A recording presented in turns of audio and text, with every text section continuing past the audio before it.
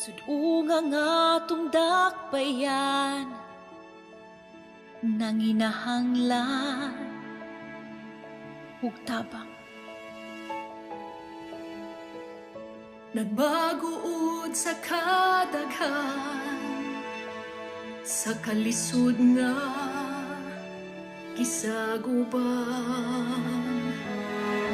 Unta di na nato ni pasagdan, walay di masulbad kung tanan, magkahius lang sa pagpagkamala. Alang sa usag-usa,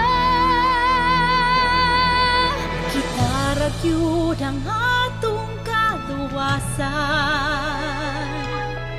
Kayang gahom anaa sa katawan, kinsa pa man di ay ang magtinabangay, kinsa pa man di ay ang mag-inunungay, kinsa pa man di ay ang magdayong, kita ragi hapon bay. kinsa pa man di ay.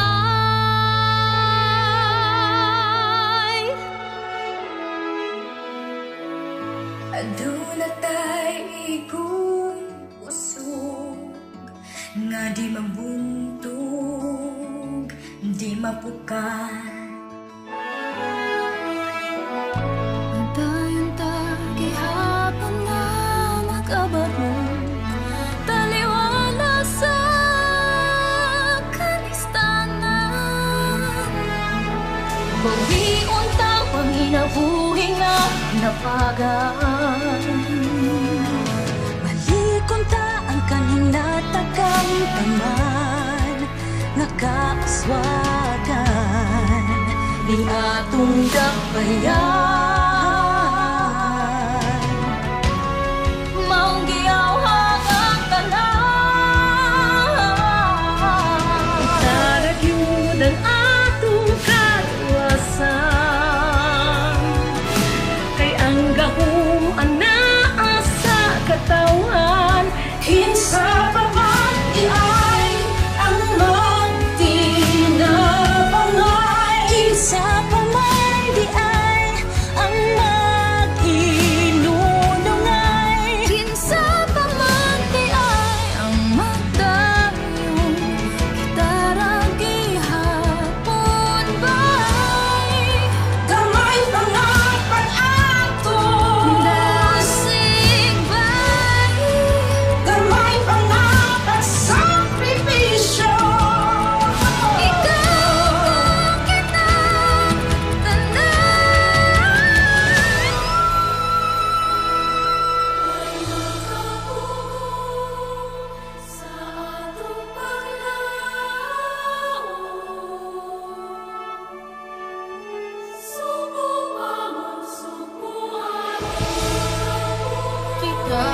Kitaragyud ang atong kaluwasan,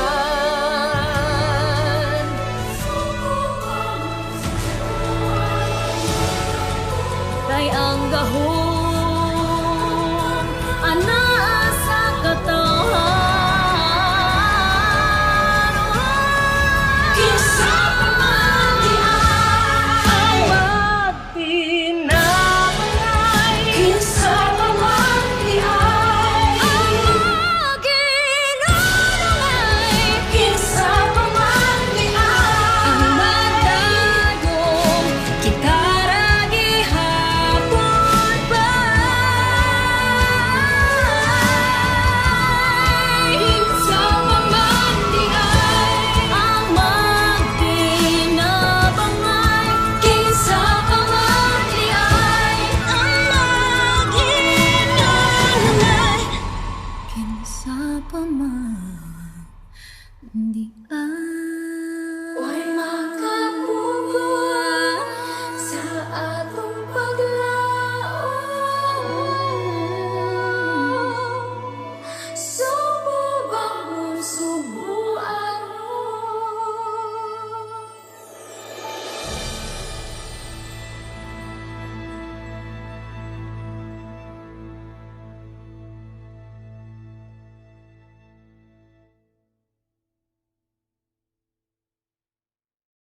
Hi, I'm Ian. Want to live extraordinarily? It may seem difficult, but with Cebu Landmasters, it's possible. Let me show you. First, they give you hands-on service. From their sales and customer care team prior and during turnover, to their in-house property management team when you've settled in. Plus, their amenities are carefully planned and well-developed, like a clubhouse with pool, a gym, and even a chapel. You can choose from a wide range of developments: residential, offices, mixed use, townships, and even hotels. Everything for the lifestyle you want. With over 50 developments in the best locations, Cebu Landmasters is now the leading local housing developer in key Vismin cities. So you see, you can live extraordinarily when your real estate developer goes to great lengths for you. Live extraordinarily with Cebu Landmasters. Things keep getting better because the sun you've loved is now smart. The sun brings in a new day and everything changes. Get used to a more seamless prepaid experience. Load via smart retailers, the GigaLife app, and the online store. Say hello to even more promos, events, deals, and partnerships under Smart. Make the most of your Giga with even more Giga promos suited to your needs. And don't worry, you get to keep your Sun mobile number as you move on to Smart, the country's fastest mobile data network. Now you see why? Welcome to Smart! Welcome to the GigaLife. Your passions, your stories, your life. Simplified with just one app. This is the future. The GigaLife in just one pack. Experience more Giga moments when you make the smart choice. With the Philippines' fastest mobile data network. How do I know it's T1? Simple, smart ako.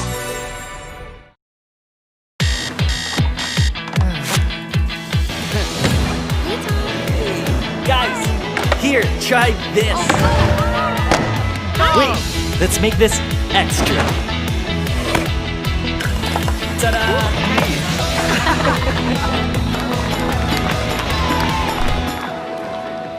Making spicy tofu stew? This works best. Uy, gising! Uy, ikaw na! Just because we need to keep our distance doesn't mean we have to stay distant. Stay close to your passions with free stories for all. Get 14 gigabytes for Facebook, Instagram, TikTok, and Twitter for just 99 pesos. Share your passions, share your stories. Download the GigaLife app and choose free stories.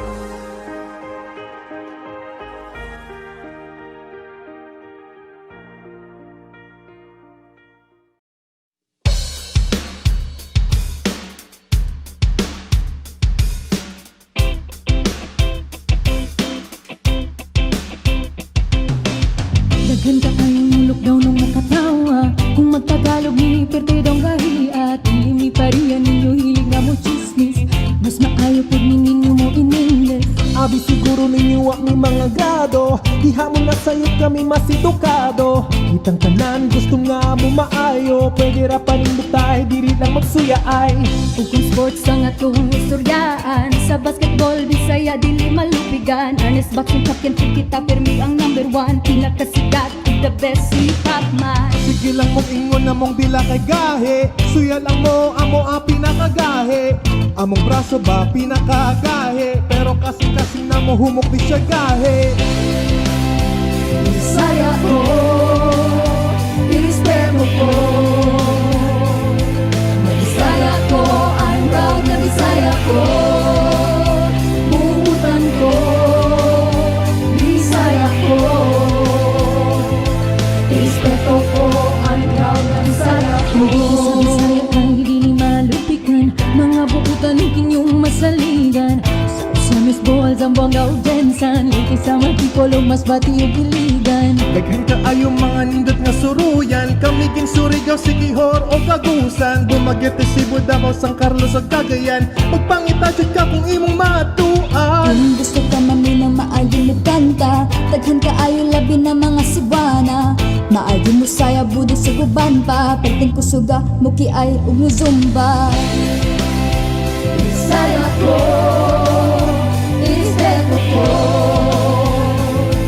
Bisaya ko, I'm proud na Bisaya ko. Buutan ko, Bisaya ko.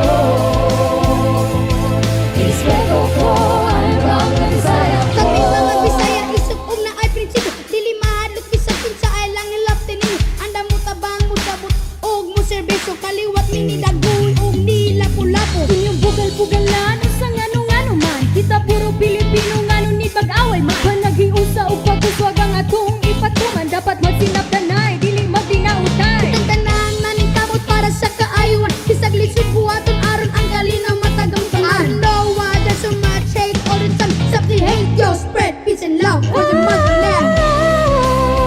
Bisaya ko, Bisaya ko. Bisaya ko, I'm proud na Bisaya ko. Buutan ko, Bisaya ko. Irespeto ko, I'm proud na Bisaya ko. Bisaya Sa nganong-nganong kita po Pilipino maning mag-away sa aron. No one there's so much hate all the time. Stop the hate, yo, spread peace and love for the motherland. Bisaya ko, irespeto ko. Na Bisaya ko, I'm proud na Bisaya ko.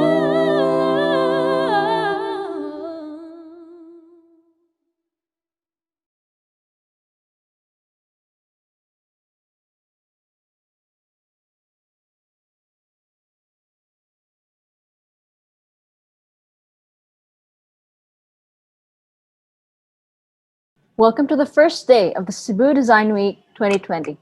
I'm your host, Kay Batikan. That video we just saw features the Cebuano performing arts community as they come together for the first time since lockdown. Cebu Design Week and the National Commission for Culture and the Arts believe in the local performance arts industry and want to support this sector that has been badly affected by the current challenges.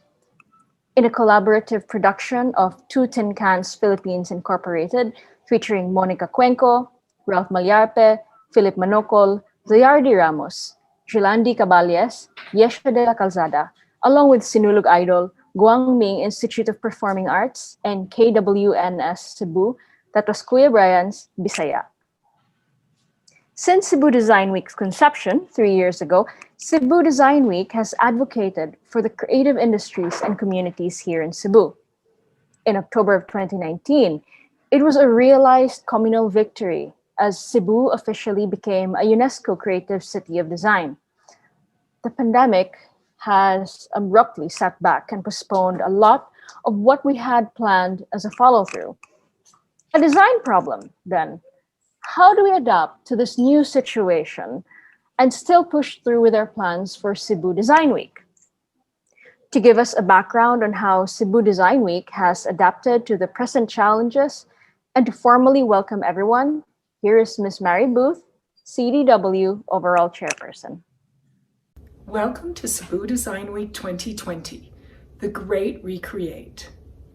Threatened by the economic fallout of a global pandemic, we are called to recognize new paths, identify new leaders, and formulate a new vision.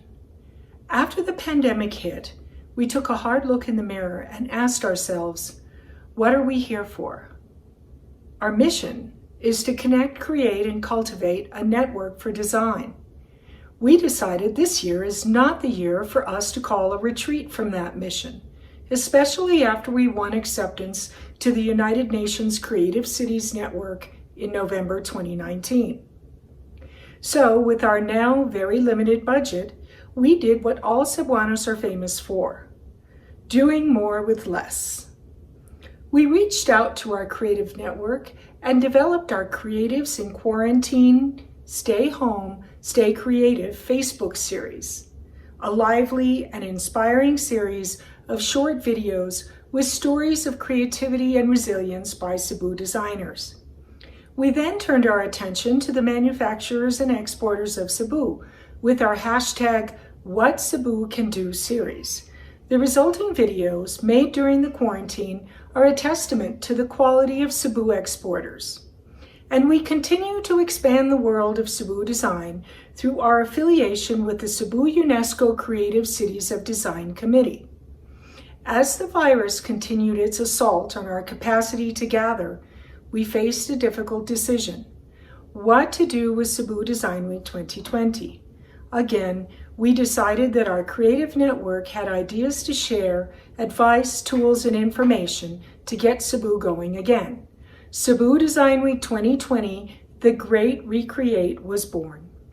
We'd like to thank our sister organizer, Cebu Furniture Industries Foundation, Inc., our government sponsors, the Philippine Department of Trade and Industry, the Philippine National Commission for Culture and the Arts, the Philippine National Commission for UNESCO, the Office of the Presidential Assistant to the Visayas, and the cities of Cebu and Mandaue.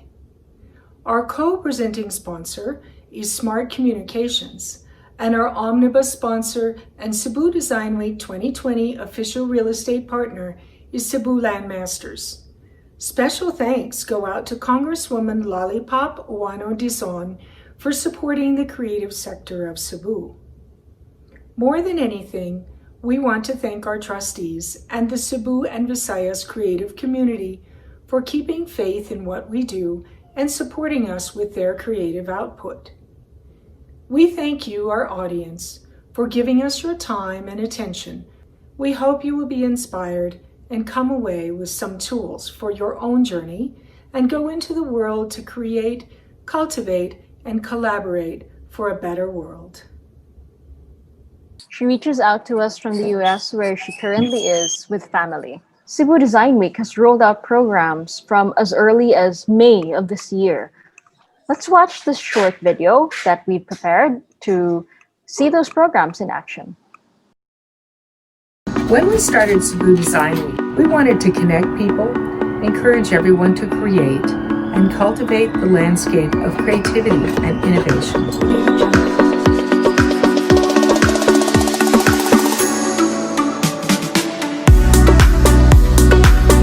Expect to see new content on our social media pages, a virtual platform for creatives to sell their products and services, and other digital programs we will run to support creatives and those affected by the current situation.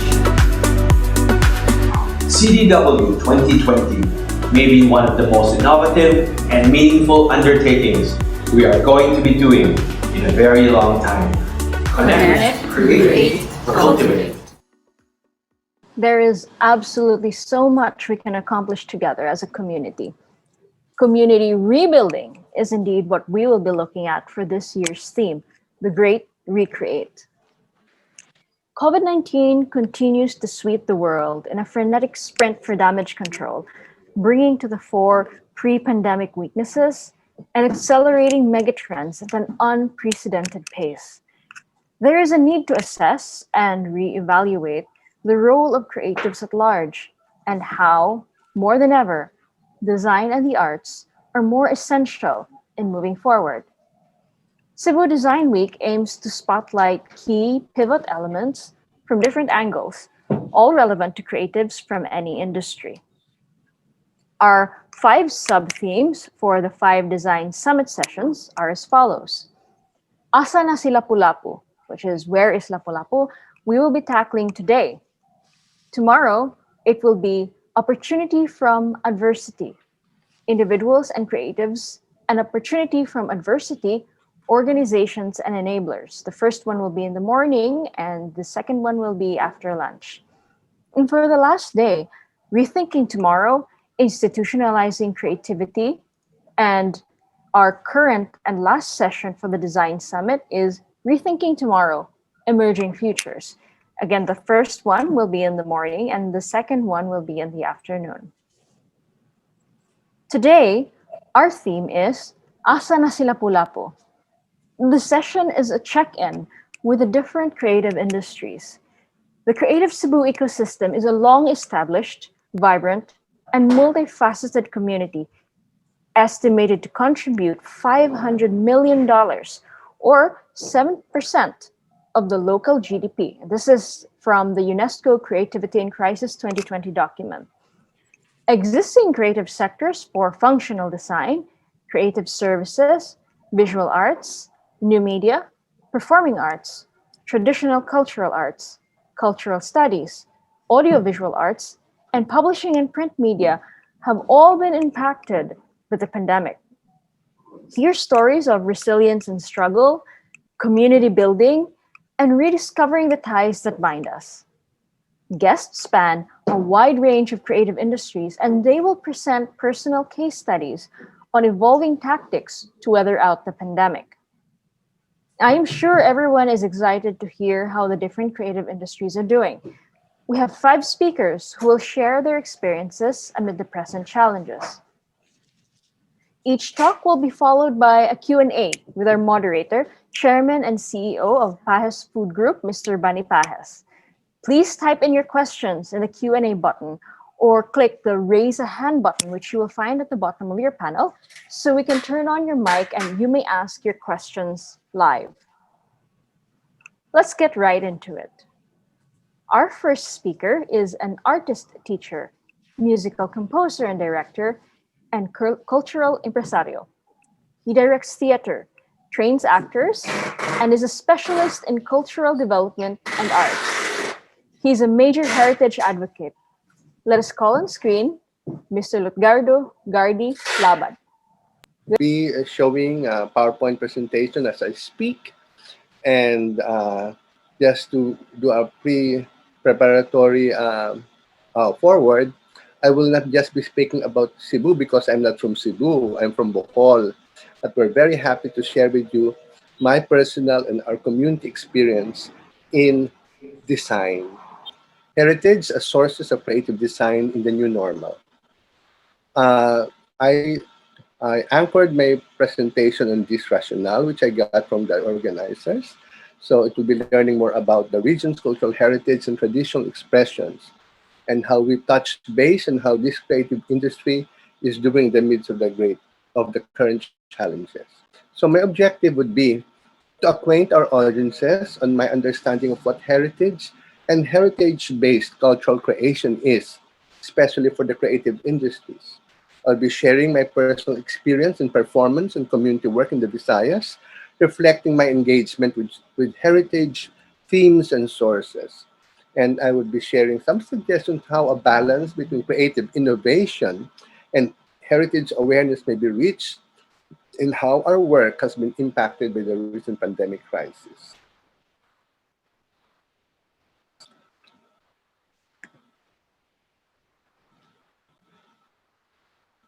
I'll expanding it for full screen. Okay. Design is involved in all of these areas. The creative arts, music, dance, drama, visual arts, theater, media arts, but we're also involved in the work of ecological heritage and cultural heritage, and of course now in the creative industries, which include all of those different domains of the creative industries. But what are the relations of all of these areas or aspects? We draw from uh, from all those areas for our sources of ideas and materials. We at the creative industries are inspired or get our stimulus and materials from ecological, cultural heritage, and also from our experience with the creative arts. What do we do with these? We engage in cultural production, which involves all of these different types of creation, cultural work, utilization, adoption, experimentation, fusion, innovation, transcreation, and appropriation of ideas, systems, concepts, manifestations from materials, etc. But as part of our advocacy, not just only of myself, but of the NCCA, we'd like to look at this way of production to be able to enhance, enrich, and value all of these resources. So hindi lang tayo kumukuha mula doon, but unsang atong paambit, balik sa atong kabilin ug sa atong mga sining at kultura. Why? Why is this so important? Because the ecological heritage are sources of our life and livelihood. Because it's our arts, of course, is a sources of expression and identity. And there's something wrong. Let's hang on. It's not moving. There. Are also sources of meaning and direction. Some examples here. For music, for dance, for our festivals, we all draw inspiration from heritage. And in Bohol, the Kuradang Festival, for example. In other forms, textile, design, our own Kenneth Kobompwe and furniture design, graphic novels, and modern media, okay? Fashion, television, the movies, and the performing arts. That's our Dagohoy the Musical from Bohol, on the left-hand side.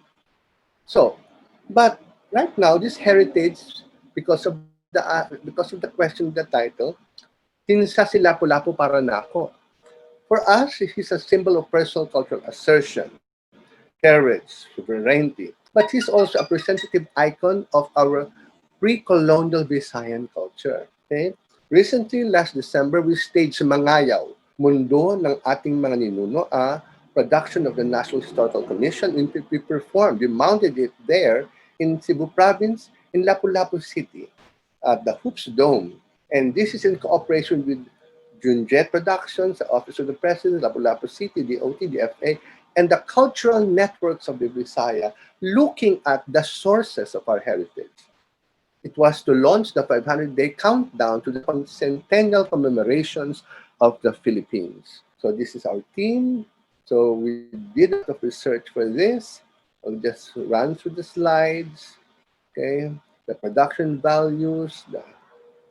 This is our team. Our major writer is also from Manila, okay, Floyd Quintos, but we all conceptualize this together from artists from Western, Central, and Eastern Visayas. Okay, the performers were all over from the different regions of Capiz, Bohol, West, Samar, okay?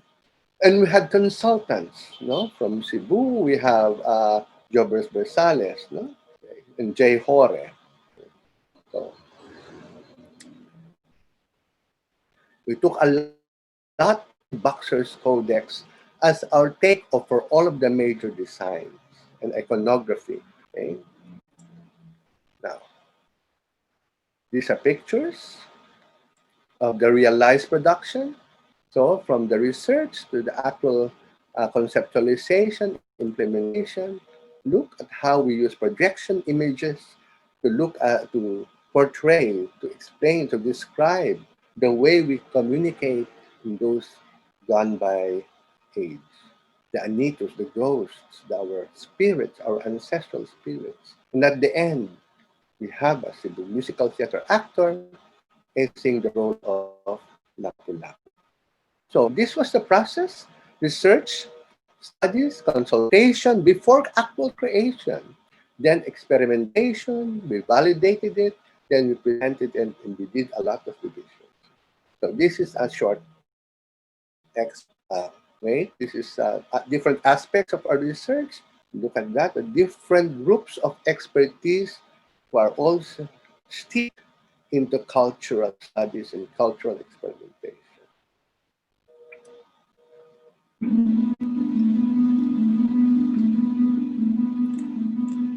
May mundong di pa kilala, nililihim at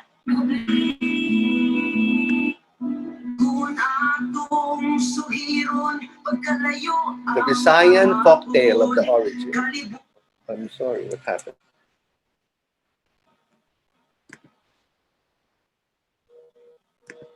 Oh, man.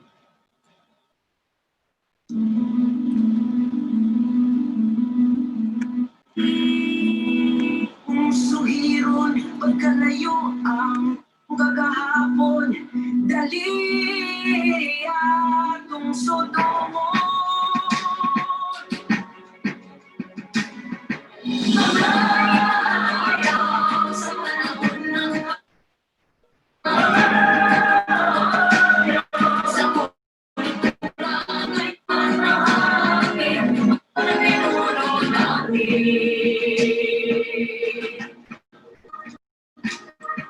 Magsugod ang tanan sa pag-abot ni Magallanes. Sukat pa sa sinugdan, may gawin na sumbanan. May pirang natin na may kapiling man panatikangan.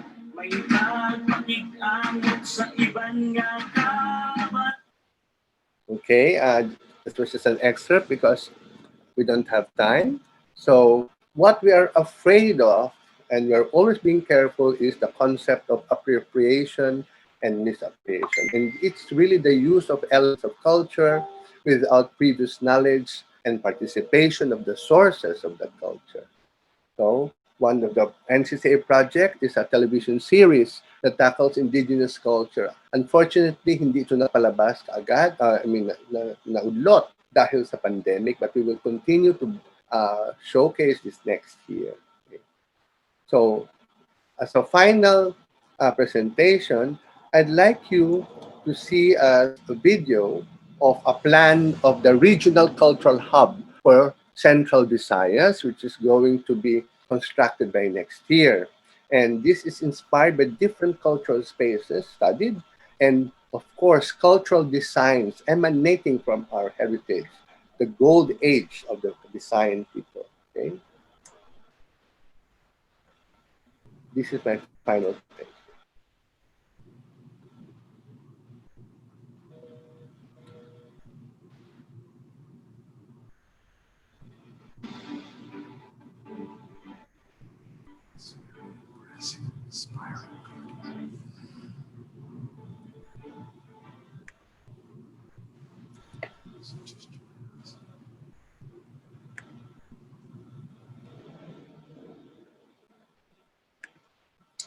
There's something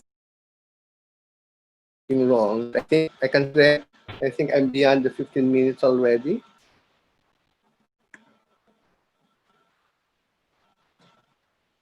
That's okay? Or can I continue on?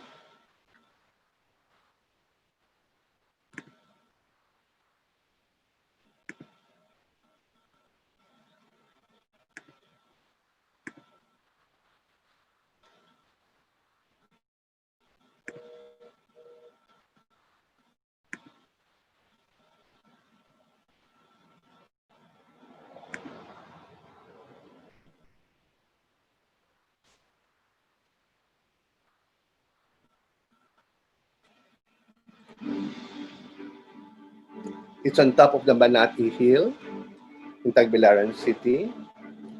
It is designed after the Batils of the Visayan region.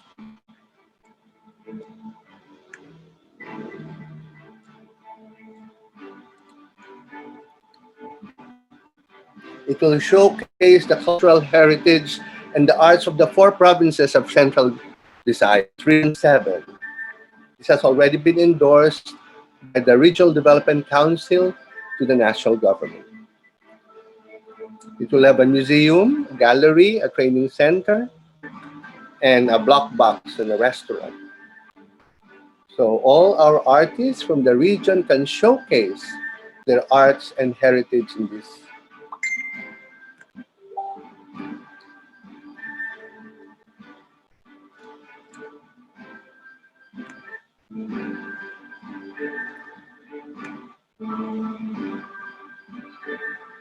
Open theaters that of course will follow all the health protocols of the new normal.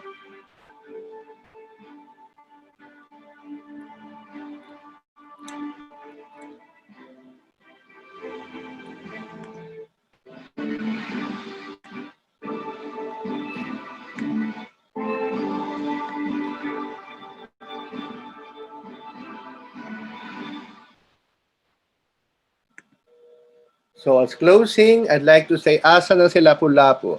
He is living within the heritage of our communities, amidst our heritage that many artists and cultural workers are protecting within the hearts of heritage-loving artists, governors, creative industry players, and civil society groups who will be committed to promoting and living the values of atong mga katigulangan. Thank you. Thank you so much for that, sir. That was a great opener showing just how steep with creative and cultural production practically everything we experience is now, especially while we keep sane through quarantine. And we are following this up with a Q&A with our moderator, Chairman and CEO of Pajes Food Group, Mr. Bani Pajes. Sir, good afternoon. Hi, everybody. I'm Bani Pajes, and it's a pleasure to be here invited for this Cebu Design Week. Gardy, Labad, that's amazing, very inspiring. My first question is, you talk a lot about heritage. How far should we go back in our history to talk about heritage effectively? As far as we can. But our heritage is also living now. I mean, heritage is really around us, in us. So we don't need to go all the time that far into our history, and because the heritage that we're experiencing evolved from our pre-Hispanic era to the Spanish influences, America, etc. Hanggang ngayon, Bani, it's all around us. Living traditions, our values, our manifestation, our arts, especially those heritage that have come to us from our ancestors. It can be at any point of time, because we define heritage as something from the past hanggang ngayon that we value and still cherish. Is it challenging to merge the old traditions with the new traditions? We know for a fact, because of the internet, Wi-Fi, things have changed a lot. It's an entirely different world today. Is it challenging to merge both the old traditions and the new traditions? Gardy. Very much. Are you okay? That is our everyday challenge as artists, cultural workers in the country, because we want to preserve the beautiful values of our ancestors, but we are also in an age of technology. In the fourth industrial revolution, you cannot negate the fact of the influence of television and social media. So we migrate a lot of our innovations using heritage in that medium, but seeing to it that we don't destroy, we don't commercialize, we don't bastardize the beautiful heritage of our ancestors, of our communities. No? For example, in theater, it's a challenge because gagawa tayo ng play about Lapu-Lapu, gagawa tayo ng play about Tamblot, about Leon Kilat, kailangan tayo mag-research, di ba? So that's a part of the challenge. The challenge to our artists and creators is to study, to get to know more of our culture. We cannot just keep on creating without this kind of valuing our heritage. That's really a big challenge, and I think that's very important for cultural content creators. What have you been observed as far as the young of our country right now, Gardy? Because you had a lot of experiences in Manila, and then you moved to the Bohol in 1996. You've been in Bohol now for the last 26 Oh, you know years. that? Well, yeah, you're very famous. The thing is, so what have you observed with the young people of today? Are they accepting heritage as part of their culture today, or are they right now sort of quite ignorant about it? What have you observed? Uh, a lot, especially working with the youth of Bohol. And actually, we now have a program for the youth of Bohol called Laum. No? Laum, meaning hope. No? And there's a part, and one of my actors and directors who's now heading that program, especially in the art project, is engineer Jerry Aguilar. And they have developed this program that will give a venue for the youth of Bohol harness their talents. Kasi nga, sunod-sunod ang mga problema natin sa mental health, right? Hindi lang sa Bohol, around our area. It's because walang care, walang love, walang support. They're all enclosed in the world of the digital age. And then, everything is what magnified. A little love quarrel, suddenly you're already at the top of at the edge of your precipice, you're going to fall. Yeah? So, it's because they believe in the impossibility of change, of transformation, by looking at other components of life. They got stuck to that world of the digital knowledge, okay?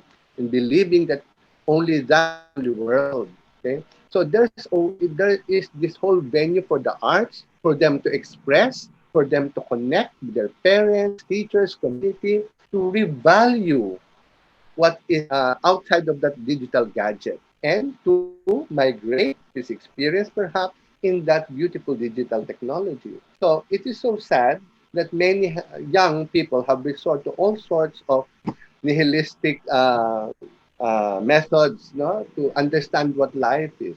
And you know what, in our recent sharing with the youth in the Dayag program of Laon, lumabas that it was important to connect with community, to reconnect with parents or surrogate parents, to connect with the Lord, with faith. Faith is a very important anchor for the Boholoni people. A person, a community na nawala ng pananalig, ng pagtuo, suddenly has no sense of living. So the arts provide that kind of bridge, no, to a more holistic kind of existence. Okay, so we hope that our project called Lao will be a source of inspiration. Kaya another program under that is called DASIG. DASIG is a weekly program of Bohol created by our governor and our arts council, Father Balvindak, and all of the leaders of our province, responding to this malaise of this age. Kailangan nating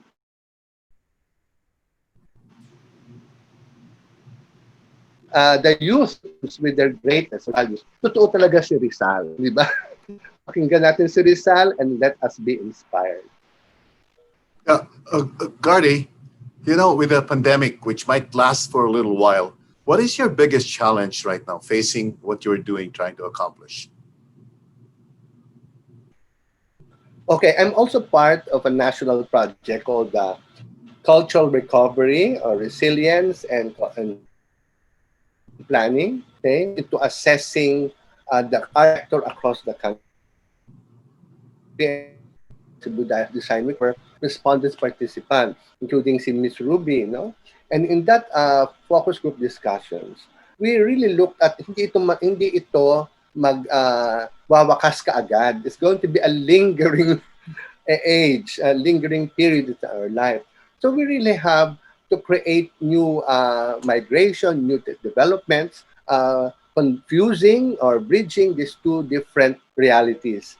And during this time nga, in Bohol and also in the cultural network of this, especially in theater, we keep doing digital programs, virtual programs, where the artists are picking up from Bacolod, Iloilo, hanggang Leyte, hanggang Samar, hanggang Mindanao. We have not actually mas matrabaho nga, mas busy kami ngayon because Definitely. of this, how to respond to the pandemic.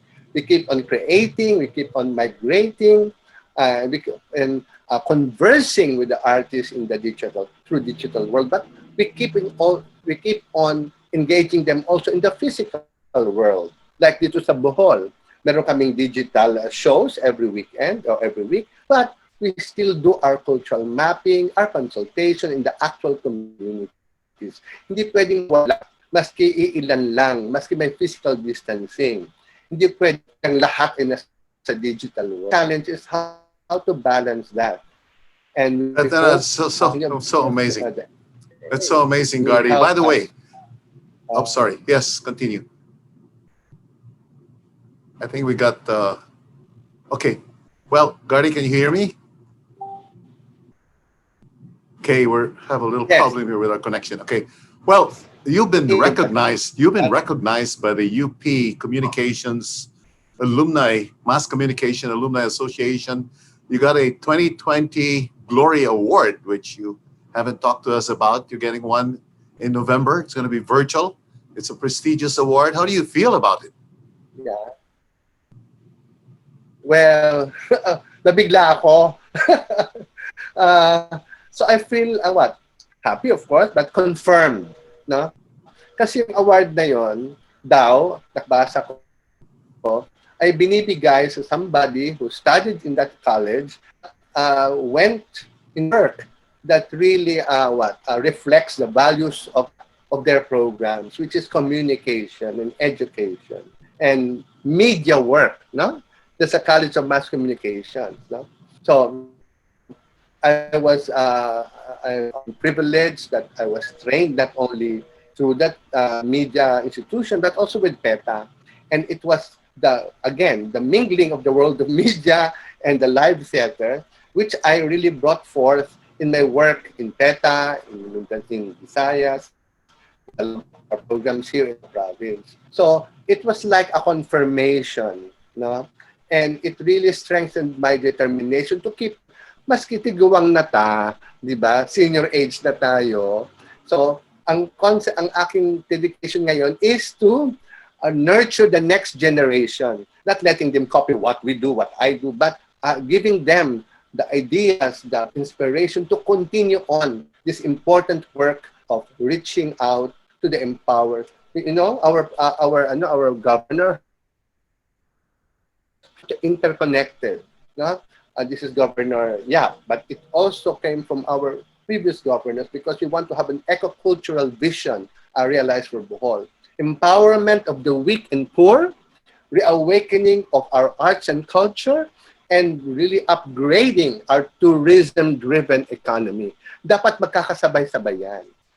Okay? And I'm proud that this award comes in the time of, again, this challenge of the new age in Bohol.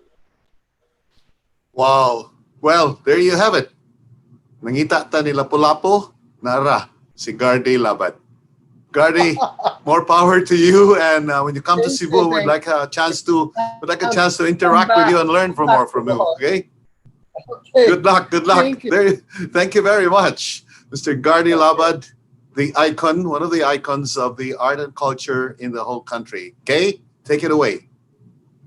Thank you for that, gentlemen. I'm sure we all learned something amazing about this. So next time somebody says drawing Lanka, you know what to answer back. Okay, because it's not just about drawing, it's about how people experience their life and their community. Right, it's such an honor. It's such an honor to be able to talk to and interact with Gardy Labad. Right? Yeah, exactly. You can feel the passion and the dedication and the commitment to move heritage forward in this country. Indeed, indeed. Okay, Kay, take it away. Driven by his will to build things that empower people, our next speaker is involved in initiatives that help and give more opportunities to communities. He's passionate about working on products that can make the world a better place. Let's hear from Mr. Dave Overton. Take it away. Thank you. I'll take it away. All right. Well, I am honored to be here. Cebu Design Week has been something that has been close to me for a while now. And just to clear the air, I'm not actually Cebuano. I sort of hope to be adopted. Let me see if I can get this into full screen, one sec. And I am really glad to be here. So, who am I? I'll give you a little bit of background. I'm a dad, I'm a husband, I'm a friend, I'm a builder, and I'm a startup founder. I'm actually currently the CEO at Symph. Symph is a web and mobile design and development company. So we've been in Cebu since around 2010 is when we started. Now, I actually came to Cebu in 2003. And I'm not responsible for any of these pandemics before you get ahead of yourself. But there was a pandemic in 2003, if you remember. The first SARS outbreak actually started happening then.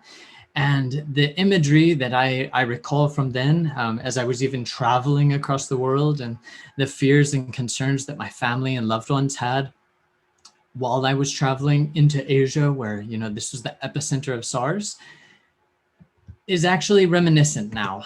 So now 2020, here we are again. We've all donned our masks.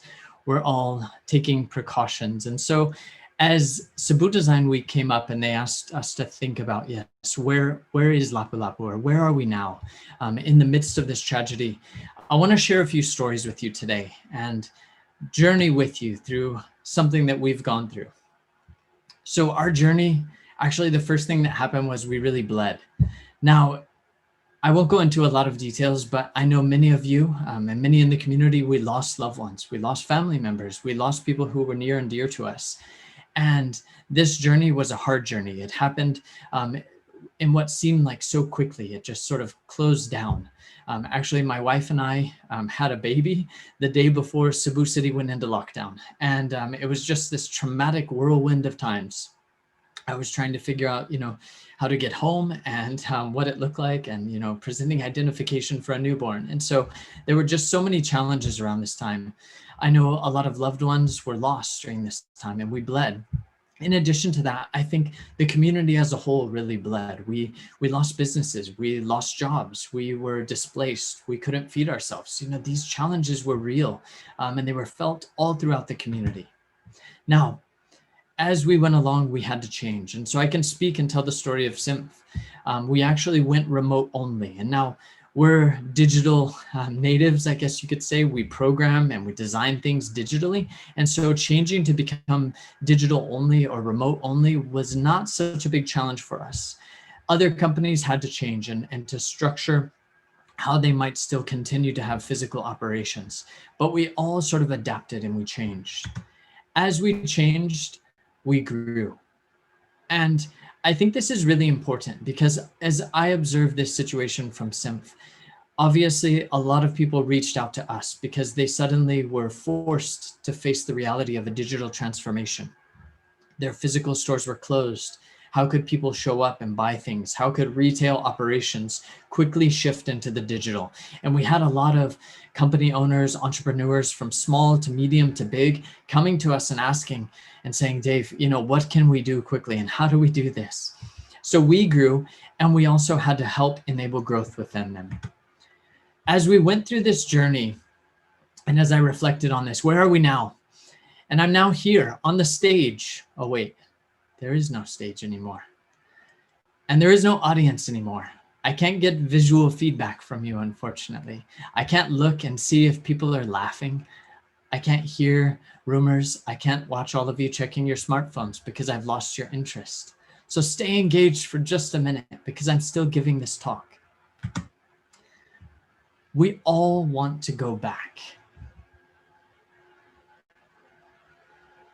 No, that long pause wasn't my internet connection freezing, though that is a reality in the new normal. It happens more often than I would like. I don't yet have fiber connection at my house. I miss my office internet speed. But I want to transition as we close this talk.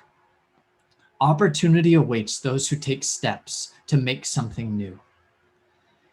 What I love about Cebu and what I've always remembered from the first visit I had in the late 90s, early 2000s, to when I moved here to 2003, and then until now, is the creativity of the community. And that creativity isn't something that is just focused on art. art is powerful and Cebuanos are amazing artists. In addition to that, you have an amazing talent and ability to create things, to create new businesses. I used to work in Starbucks, and I remember convincing the Manila people to bring Starbucks here because I frankly just needed that. And when I talked to them, I remember them telling me the stories of Wendy's and other large franchises that they had opened in Cebu, like Subway, that had all failed. And they said to me, Dave, we're scared of Cebu. And I've reflected on that for the number of years that I've lived here. And I think it's because Cebuanos are somewhat picky. I use somewhat just to be nice because I'm a foreigner, so I have to be careful with what I say. But I think that that pickiness derives from your creativity. And your creativity is something that is an asset. And as we shift into this new normal, I want you to channel that creativity. I want you to think about things from a new perspective. Don't think about wanting to go back anymore. It's time to look forward and create something new. So I'll close with this. Now is the time to go and build the new normal into something better. That's it from my side. I hope I've inspired. I'll open it up for questions and I can talk a little bit more about what we've done. So Bunny and Kay, take it away. That was amazing, Dave. That was, I got goosebumps while you were talking. Okay. And there's a saying my mentor used to hammer into us in college. And he said, I labor heavily that my product may be experienced lightly.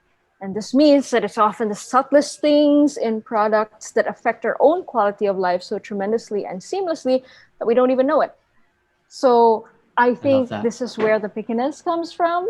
You know what I mean? Like we know what we want and we're not going to settle for something less than that. So thank you so much. I'm going to hand you over to Mr. Pajes. So Mr. Pajes, take it away.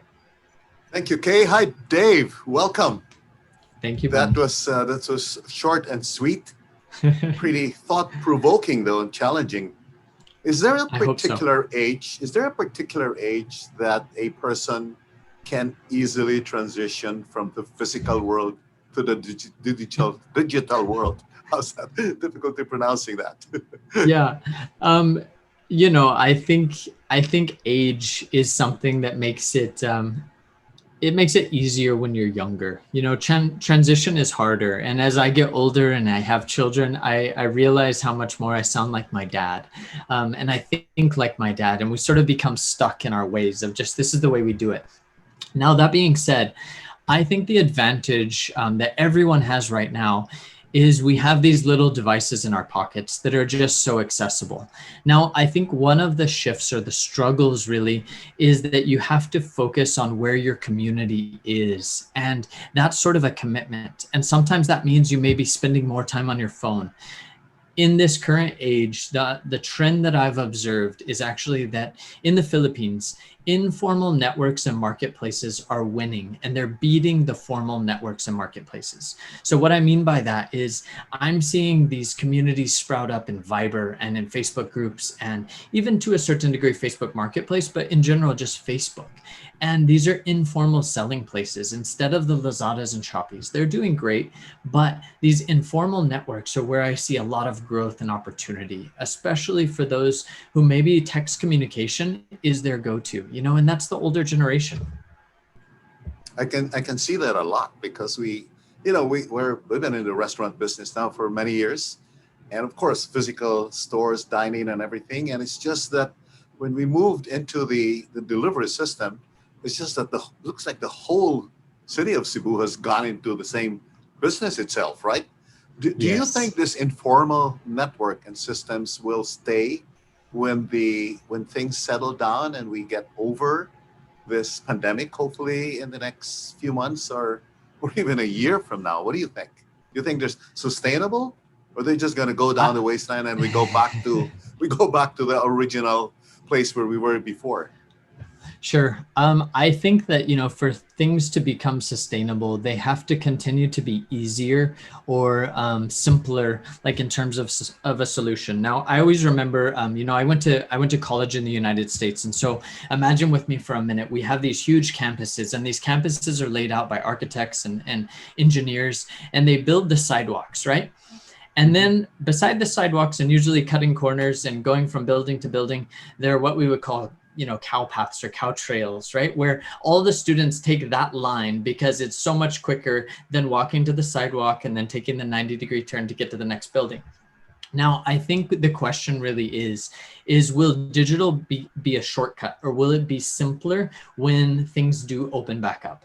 Now, I think certain things will stay or stick around. I think these informal networks, I think even sometimes like the simplicity of doing things like ordering groceries, right? If things like that can become easier, then I probably won't want to go back into a supermarket, and I'm just being honest. I think it depends on sort of how people value their time. I think other areas will be harder to break, right? Like just having coffee with friends. And so coffee shops and eating together, right? These are like Cebuano pastimes. Even in building my team, team lunch was this real thing that we did in the early years because it was where we would talk and where we would actually get to know each other. I think those things will probably be slightly affected just in this new normal, but will probably go back to kind of the way that they were once before. No idea what percentage might go back and what percentage will stay? Forecast? That's hard to say. So I think in terms of, say, like bigger picture trends, I would say I think remote work will be something that will be more of a normal. And this is for people who are working in, say, office type of settings, accountants all the way to, say, even BPO sector, IT sector. Now, there will obviously be those that have more of the physical need, so restaurants, retail, obviously people have to show up in those locations for the business to operate. But I would say that I do think remote work will continue forward. Now, I think the caveat with remote work, we're seeing this trend in the United States, like companies like Microsoft are basically saying, look, remote work is now possible forever. It's not so much about COVID anymore. It's just really about, hey, we can be productive in this new normal.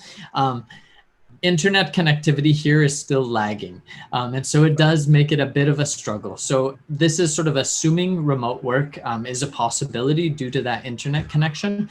I would say probably 20 to 30% of jobs could be remote and may not need a physical office space anymore. Okay, to tell us about SIMP, because you consider yourself a startup, what's the biggest challenge that you're facing today because of the pandemic? I think in terms of the pandemic, honestly, teamwork and collaboration would probably be what I would put at the top. There's still something that a Zoom conference or a Zoom meeting leaves to be desired in terms of just really communicating and connecting with people.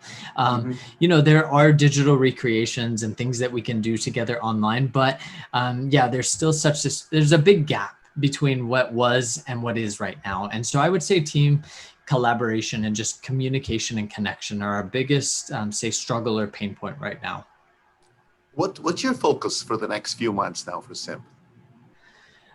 So it's a good question. I think our focus is on a couple of things. A lot of our business is client services, meaning clients come to us with a certain problem or idea, and they want us to create a solution for it. And so we build that out. So that's obviously continuing to be a focus.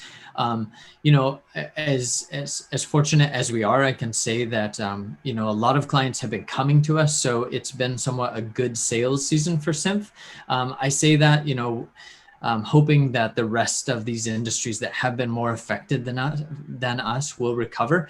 And I think the second focus for us is we're actually sort of trying to figure out what type of startup product might we build. And so we've been thinking a lot about how to assess skills and how to assess knowledge, especially when it comes to people like knowledge workers, like designers, digital designers or digital programmers. How do we sort of assess their knowledge? And how do we go beyond sort of certifications or pieces of paper, even university degrees? And how do we really create a system that would be able to assess their knowledge? So those are the two focal points for SIMP in the coming months. Right, definitely, Dave, you're a problem solver. Like you solve problems for clients. What's the biggest problem of the clients that have come to you during the pandemic and maybe even beyond the pandemic? Sure. So I think during the pandemic, probably the biggest problem in summary would be reaching their customers and converting their customers to sort of sales. You know, how do they, number one, just get information out there and let customers have access to whatever product or good they're selling? And then number two, how do they sell that online? And so I would say those are probably the biggest two challenges. And mainly this is focused on clients who are in the Philippines or, you know, in Cebu. These are the big challenges that they face. I think the other one, but, you know, relatively good solutions is sort of logistics. You know, how do we get our good from our warehouse or from our restaurant or store to the end user? You know, there's some good steps in that direction. I think as the lockdowns have sort of decreased, logistics has been pretty much taken care of.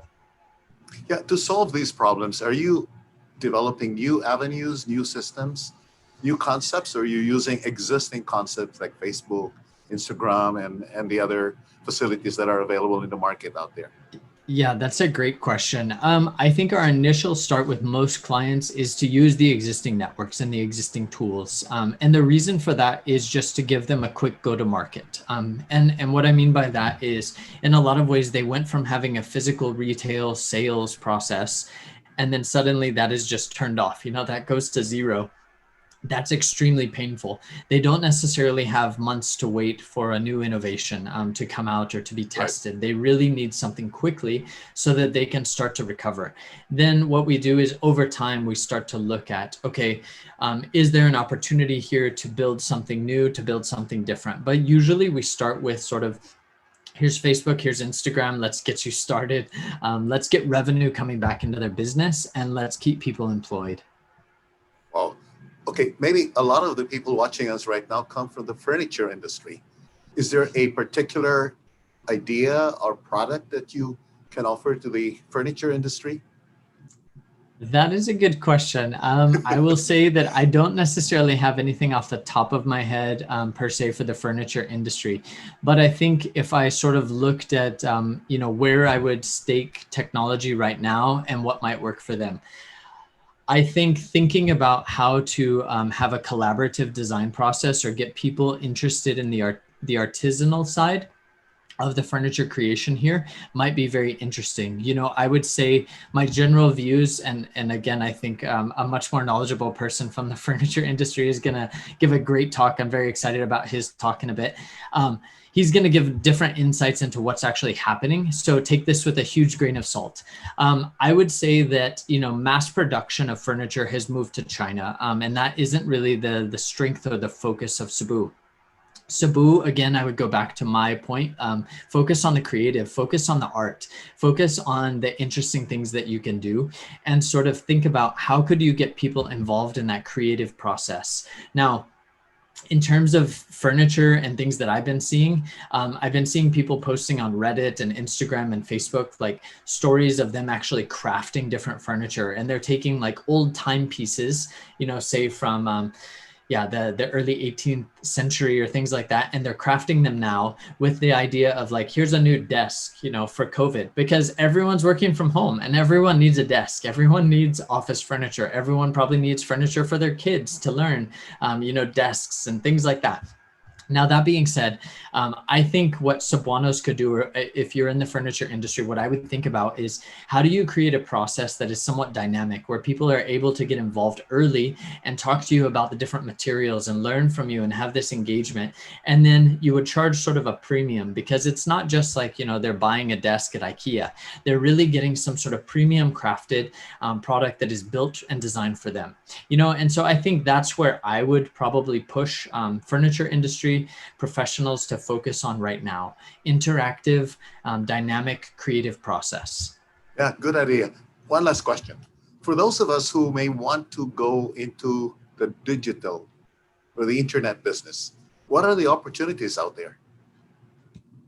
You know, I think the best way to think about opportunities in the digital business is to really think about what are the pain points and the problems that you encounter on a regular basis. Have you thought about them? Have you thought about them, Dave? So we don't have to think anymore. I have many. I think like digital education, right? So I have 3 kids under the age of 8 at home right now, and so digital education, to me, it's somewhat of a scam, right? Like it's basically homeschooling with a few Zoom classes, and so I think that there have to be ways to think about those type of problems. So I would say digital education, it's really ripe for transformation. Now, granted, like I understand, yes, school may resume, things may go back to normal, but also like this is an interesting time for parents because we have this love and hate relationship with our time. We love it because we get to spend it with our children and our kids, and that's beautiful and fun. And we also hate it because it means we probably don't get to work like we want to, if I'm honest. And so I think that thinking about things along those lines, from just a perspective of what are the problems that you face every day? What are the frustrations that you have? What's the one thing that you wish your smartphone could do, or you wish your computer could do? What's the one thing that your kids wish could happen almost every day? And maybe it's just a trip to Jollibee, but I think there are bigger things that you could really frame and think about in the digital perspective right now. Oh, great. Thought-provoking. Thank you. Thank you very much, Dave Overton. You're welcome. Okay, Kate, Thanks, take it guys. away. Thank you. Thank you, Dave. Thanks a lot, Dave. Coming in from a very traditional setup from Mr. Gardy, and then coming in now with the digital transformation of these art needs to be addressed. That was Before a we big proceed jump. That to was a big jump, okay? No, it was amazing because talking about actually a tradition, lot of heritage way back in the it was a Lapu-Lapu necessary days and jump. everything. I feel like It it's a was necessary jump. Yeah. Because a lot of traditional artists and creatives, in a way, are reluctant to let go of what is familiar and what they're used to, what we're used to, right? And fear is a massive factor that holds us back, especially in quarantine. Definitely. If I'm not able to do this gig, how am I be able to do a gig now when gatherings are first? And Cole, in her TED Talk, recommends that taking the fear we feel into anticipation. Before we proceed to our third speaker, we would like to thank our government partners who made Cebu Design Week 2020 possible. The Office of the Presidential Assistant for the Visayas, the Department of Trade and Industry, Region 7, the National Commission for Culture and the Arts, the UNESCO National Commission of the Philippines, the local governments of Cebu City and Mandaue City, and a special mention to Congresswoman Lollipop Uwane Dizon. Thank you. These organizations and individuals know that the creative industries in the Philippines have to be supported and cultivated for a stronger economy and a livable society. Without further ado, let us move on to our third speaker. He is the president of Mehitabel Incorporated and a trustee of the Cebu Furniture Industries Foundation, to give us an update on how the furniture industry is weathering the current challenges. We mentioned it earlier in the Q&A part with Mr. Pajes and Mr. Overton. Let us hear from Mr. Robert Booth. Good afternoon, everybody. I've been asked to bring everybody up to date on the furniture industry. When the pandemic first started, this next slide will sort of depict what we all thought. That guy on the bench was us. We thought, here we go again, back to 2008 and that huge crash, and we thought to ourselves, here we go again. I'm going to focus primarily on the U.S. market because that is where most of the Philippine exports go to. In the next slide, you will see what happened in furniture retail sales. You can see that dramatic bottoming out, which is roughly about, translates into March, April of this year. And that was the initial reaction. Customers started calling. They wanted us to move our shipments back. They were trying to cancel some purchase orders. And the typical reaction, which is what we were expecting, which happened back in 2008. So from that standpoint, we started then looking at what did we need to do. We started talking about layoffs, staff layoffs, reducing hours, cutting our work week. Although we were allowed to operate, we were concerned that the demand wasn't going to be there. And we spent a lot of time talking to our customers about what was happening in the market and what they were seeing. In a very, very short span of time, they started coming back to us and saying, look, we need to reinstate purchase orders. We need you to start pulling shipments up. We need you to accelerate production because furniture sales have dramatically and significantly increased, which to us was great news because we thought we were gonna have a terrible time of it. And we started talking to them and we asked them, why do you think this is happening? Because we couldn't believe there was demand when people were getting laid off, companies were shorting or cities were closing, lockdowns were occurring. One of the things they pointed to was what's up on the screen now was the Dow Jones Industrial Average. In 2008, the average dropped about 35%. This year, the average took a steep drop, but came back very, very quickly. And to date, over time, is really only 1 percentage point down. So what that is it didn't destroy a lot of wealth, which 2008 did.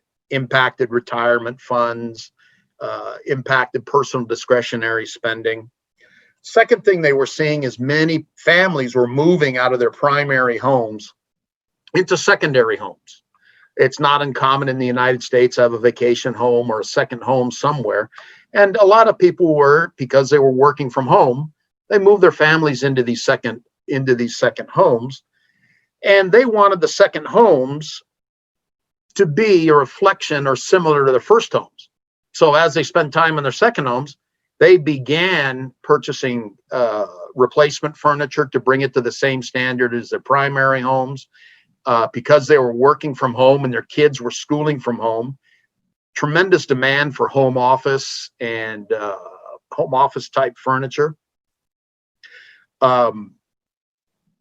Consumers that could afford to do so purchased homes outside of the cities and moved out into the suburbs. Secondly, what you also had is you had people moving back into the cities to be closer to work if they had to be in the office, that they wanted to avoid public transport, they wanted to avoid trains, carpooling, those kinds of situations where they wanted to maintain the distancing and the hygiene that was being required. And the final thing is that they have a large amount of discretionary income. It's very common in the United States for families to take regular vacations. There was no vacations. There's no restaurant spending because nobody was going out. Nobody's going to the gym. Nobody was going to clubs. In essence, everybody was staying home and the focus was the home. So they had this large amount of discretionary income that they used to spend in these other areas. Now they really could only spend it in the home, and they're doing so to a significant degree. So all of these factors have created an unexpected, very unexpected and positive impact on the furniture business in the United States. Now, how's that impacted the Philippine furniture industry? To a significant degree, there have been some lucky companies, I guess, that have the right customer base that have allowed them to take advantage of this situation. But I believe the majority of companies are probably struggling and will continue to struggle. The reasons for this are varied, but primarily it's due to the Philippines not being very competitive in comparison to our Asian neighbors. specifically China, Vietnam, and Indonesia. On the screen there, you'll see a picture of Paul Maitland-Smith. The Philippines had a great opportunity in the late 90s. The first migration of offshore production out of the United States came to the Philippines primarily because of the reputation of Paul Maitland-Smith and the company he had built. They were revolutionary at that time with their mixture materials and what they did with product. And the Philippine furniture industry enjoyed significant growth at this time because China was still relatively closed. Vietnam was definitely closed. So most of the furniture manufacturers, when they moved product offshore, stopped here in the Philippines, first of all. There was even a term at that time called the Cebu look, which was the whole mixed media of stone and metal and weaving and carving and very, very elaborate finishes. But unfortunately, as China opened up, the product began moving out. Cebu started with with advantage of relatively low cost materials, relatively low cost labor in comparison.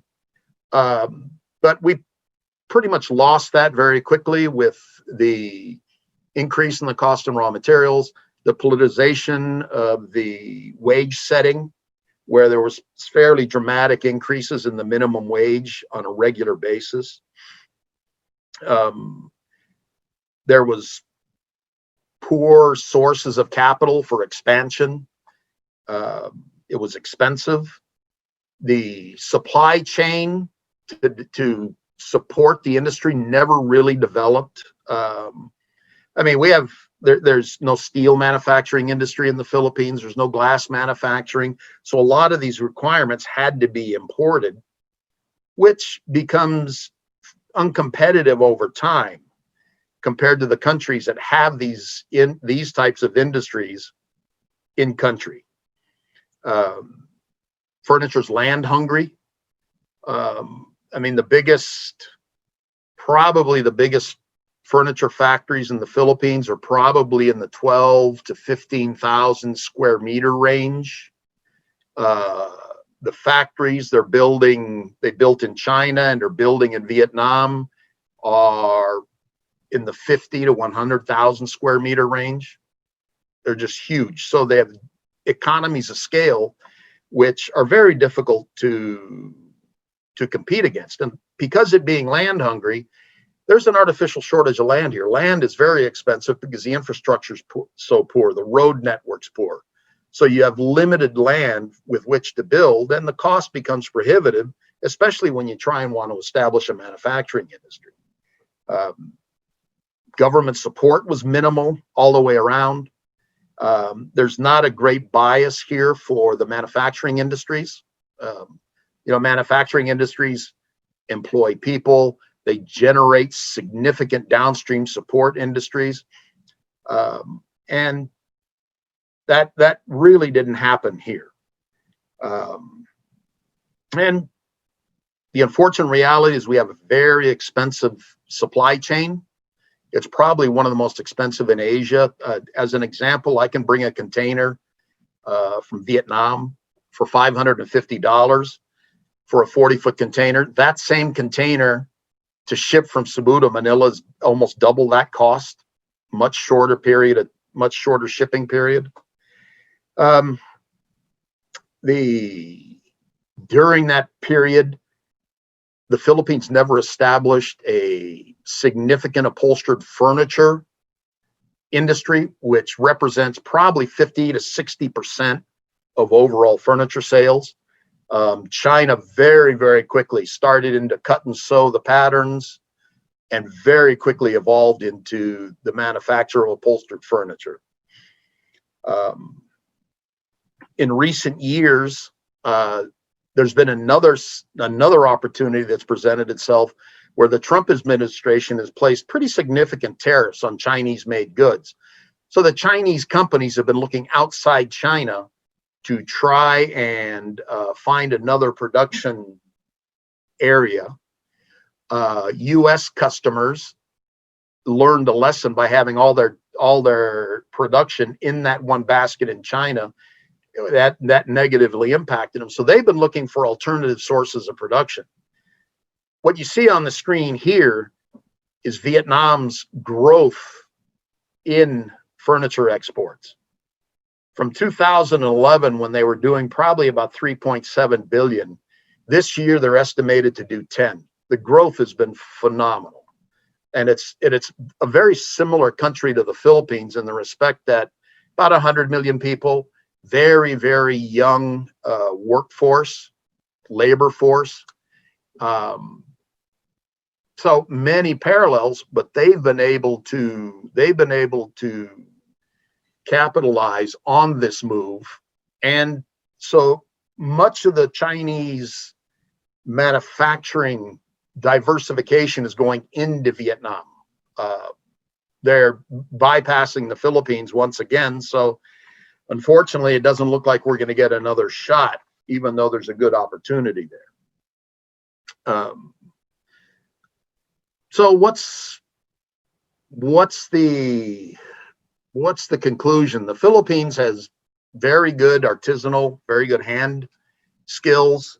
The unfortunate reality is that as our workforce ages, there's a risk that we're going to lose some of those skills, the weaving skills, the carving skills, because a lot of that is, particularly carving, has gone out of fashion, hasn't really come back in yet. So probably the Philippines will continue as a very sort of focused, higher end market. You'll probably have a few manufacturers here who can do some volume, but really nothing approaching to the volume that some of these larger Vietnamese manufacturers and now the Indonesian manufacturers that are coming on stream. It's important that the Philippines gets back on the furniture map. There's a whole generation of buyers that have retired or are transitioning out of the industry. And there's a lot of young buyers, designers that are coming in that don't know the Philippines as a resource. So their automatic thinking is they either go to China, they go to Vietnam, Indonesia. India's starting to become sort of flavor of the month, although it's very difficult to do business there. So I think the Philippines will end up being high-end focused, artisanal, specialty design, unless something changes dramatically and the reinvestment in the industry comes back, but nothing is really pointing to that at the moment. We need to be more competitive in terms of pricing. There's a move in the United States, and it's towards customization, and the customization really takes offshore sourcing out of the picture, because the customization needs to happen almost in country, whether it's upholstery, whether it's furniture manufacturing, case good manufacturing, chair manufacturing. You now have the ability in the United States where from these higher end manufacturers, you could send them a drawer from a current piece of furniture that you have, and they will match that finish. It's expensive, but they will match it. But because of the time frame involved, that has to be done in country within the United States. So there's manufacturers in the United States that are starting to bring some of their manufacturing back in-house in the United States. And that's been common for upholstery, but for wooden furniture, it's gaining greater traction now. And the biggest thing we're seeing at the moment is buyers aren't traveling. So we're having to try and do everything remotely, which is pretty difficult. We're having to set up, Zoom meetings and cameras and better lighting so you can walk around the product, examine it, talk to it, talk to the designers about what you're thinking about in terms of developing the product and price. How do you get costs down? That's a constant conversation. So hopefully the market remains good and stays strong. We're all anticipating we're hoping, we're all anticipating that the demand can't continue, but we just don't know. Okay, back over to you. Thanks for that, Mr. Booth. There is a question on the floor. I'm going to read it out. It's from Neil Andrew Manjares. What sort of investments do you think the industry will need to be competitive? Well, a lot of that will depend on the scale and size of a factory you're going to build. If you're going to build something that's relatively volume driven,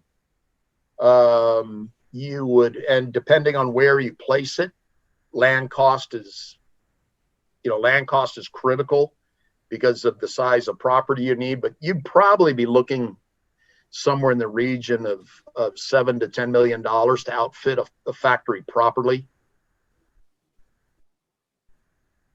Right. Okay. The pandemic has closed quite a lot of doors for us, traditional opportunities and paths that we are used to. But windows have been unlatched numerously as well, if we know where to look, or perhaps if we know where to cut one out for ourselves. So I'm going to hand it over to Mr. Pajes so you can start the Q&A and the talk. Thank you, Kay. Well, Bobby, thank you for that presentation. Can you hear me, Bobby? Yeah, I can hear you very well, Bunny. Okay, well, I love buying furniture, beautiful ones, but I'm still an outsider to the industry. So from an outsider's point of view, I was listening to you and it looks like you're going to be facing several years of challenging situation over the next few years in industry. Am I right, Bobby? It's not going to be very rosy despite the little drop in the U.S. market. We don't know if that's going to be sustainable. Well, Bunny, our industry has probably been faced with about 25 years of challenges. It hasn't been easy, and that's proven by just the sheer number of furniture companies that used to exist and don't exist anymore. It's not an easy business. Furniture manufacturing is essentially engineering, but you're dealing with raw material that lives and breathes. It's not like steel where once you cut it, it doesn't change. If you think in terms of wood manufacturing, it absorbs moisture, it releases moisture, it expands, it contracts, it moves. So the manufacture of it's pretty difficult and fairly, there's a lot of control, environmental type controls that need to go into it. So, the rattan type product's easy to do. You don't need, all you need is a roof and a floor and the equipment's pretty low tech. Well, when you start trying to do wood furniture, becomes a little bit more involved, a little bit more technical.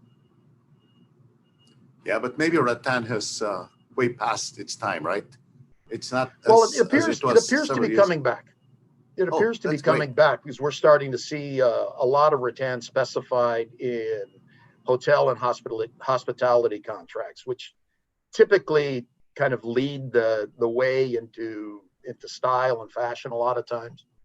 Is that good news for Cebu? Do you still have a lot of rattan sources here and experts to do them? That's, everybody that does rattan is complaining about the aging of their workforce. There's still some raw material available. How much in terms of volume, we don't really know. My concern would be more about the skills that would be available if it started ramping up again. Okay. Bobby, you talked about the time when Paul Maitland-Smith came to the Philippines and the impression as far as the Cebu industry was concerned was pretty high. But you talked about us missing those opportunities. I need to ask you, who's to blame? Well, I don't know if it's blame, Bunny. It's a whole combination of issues.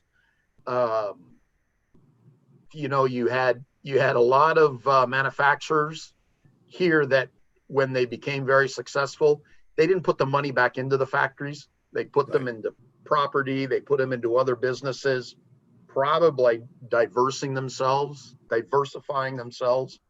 for the future.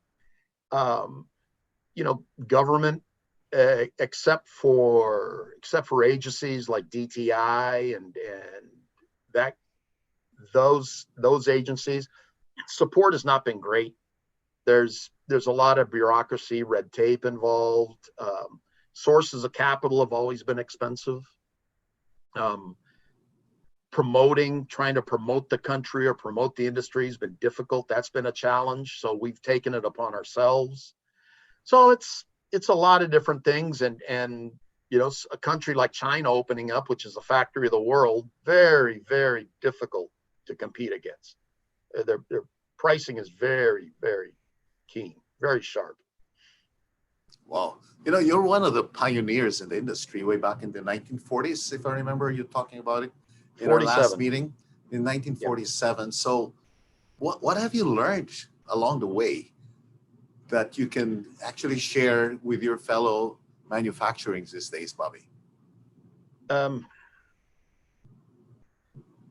You know, Bunny, a lot of it has been luck. A lot of it has been relationship with customers. That's very important. They have to be comfortable with you, and you always have to be engaged with them and trying to push new things at them, send them new product, new materials, just to kind of get their thought process going. And there's always scratching around looking for different opportunities and different avenues where to produce. So, you know, it's just a combination of different things and a lot of hard work. Bobby, how much of your focus right now personally is still in the furniture industry? 100%. It's still there. Yeah. Great. So, well, we're in for challenging times, and the furniture industry is one of those industries that will be affected. Let's talk about the European market. Is it as good as in the United States right now? As you said, the drop has been quite minimal. How's the Europe market? You know, the difficulty about Europe is the EU is a giant market. It's in fact bigger than the US, but it's a lot of small markets and it's a lot of differentiated markets. So a product that you make for Germany may not sell in France, may not sell in Italy. So it's a lot of little small fragmented markets, and it's a difficult market because they have some low cost production in that Eastern European area, Czechoslovakia, Slovenia, those countries, you know, great wood product that's right on their doorstep, good manufacturers. They've been manufacturing furniture a long time. They're 2 days in a truck across Europe to the market. So we're automatically at a 6-week disadvantage. So it's Europe, I think is sort of steady and will just remain that. It doesn't grow like the US and is not as an important as market to the Philippines as the United States is. Bobby, the Asian market, you know, Asia has been really dubbed as the next big thing, even exceeding the progress and the future of the United States and Europe. So how about the Asian market? Is it something that our Philippine manufacturers should probably focus on? Yeah, I mean, China could be a very interesting market, but they're very brand oriented. So the best way into the China market is working with somebody that has an established brand. In China, there are some very, very big retail groups in China that have 4, 5, 6 different brands, everything from kids furniture up to very, very high end furniture. But they're very demanding customers. And in each of the other price conscious and quality, they will pay for good furniture. They'll pay for brand name, but they are very quality conscious. They demand very high quality. What kind of design is attractive in China right now, Bobby? Is it one, you know, it's a huge country with 3 billion people, over 3 billion people in population. Is it one design or countless of designs? Depends on the region. It's all over the place. you can have regional differences. It depends on the demographic profile, the size of the apartments, the earning power. You have Chinese families that live in very large homes like they have in the United States. And you have furniture retail stores that when you walk into them, you think you're in the United States. And that's because of that brand image and the brand consciousness that they have. But again, it's a difficult market because you have your own manufacturers in China and that are supplying these companies, and they're very, very good manufacturers. So I wonder how much business are we selling to the Chinese these days? Cebu furniture. Not a great, hardly. Not a great, very little. Not a great amount. Not a great amount. And yet that could I'm be aware of. Okay, well, and you've been a hardworking trustee of the Furniture Industries Foundation for so many years. You want to, just as the last question, what message would you like to give to your fellow members right now, Bobby? Well, I would hope that they would continue to explore new markets and continue to try and grow their businesses. There's another generation coming up that is starting in the furniture business, and hopefully they can continue. And at some point, hopefully the design trend moves back towards what we're good at, what we can compete at. Okay, that's encouraging. Okay, Kay, take it away. Thank you, Bobby. Okay, I've got two questions. two One questions. second, Mr. Okay, Bob, please. if you don't leave yet. Yeah, okay, sure. We have an interesting question from Jonathan Jimenez, and I feel like it really connects immediately with what we just said. He is a teacher in a public school in Cebu, particularly in the arts and design track. How will the furniture industry inspire these young artists of mine and designers to pursue designing for furniture? The fact that they haven't been exposed much to such an industry and the scarcity of resources in school. So you've got a potential sort of answer to the aging industry. Now they're very eager to sort of get into it, but how can you recommend, in what way can they immediately jump into it? That is something we've run up against time and time again all the time. When we talk about, for example, technical training to try and get people trained into the furniture industry, the resources just don't exist. The training schools don't exist. If they do exist, they're not very well equipped. Now, what he's talking about specifically is the furniture design. And one of the things we see here is that the students are very creative in what they can do, but they don't have the facilities or the ability to learn how to build what they're designing. And that's very, very important. You have to be able to build what you design so that you can see if structurally it's going to stand up. Is it going to work? Can it be built? Can it be constructed? And without those facilities in those schools, it's going to be tough for these kids to be able to learn that aspect, learn the hard science part of their courses. Okay, one more from Miss Lucita McElroy. She's asking about material preferences of the United States. What do they think of bamboo? We've got a lot of it here, not so much in most of the regions of the United States. How do they feel about well-crafted bamboo furniture? And what are the competition? The funny thing is when you make furniture out of bamboo and you put it into drier areas of the United States, it cracks, and it'll crack very loudly. But having said that, the Chinese have developed a huge industry around bamboo production. When you think about 3 billion Chinese and you wonder about how many bamboo chopsticks a day they go through, and they do chopping boards, they do composite bamboo furniture that's very beautiful, and they sell it as a sustainable resource, which it is.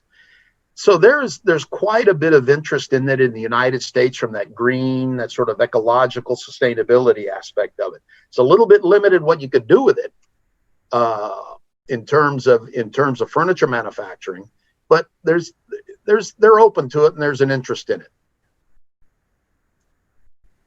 Okay, so cycling back really quickly to what you answered from Mr. Jimenez's question, that there needs to be some sort of infrastructure to assist in skill building of these students.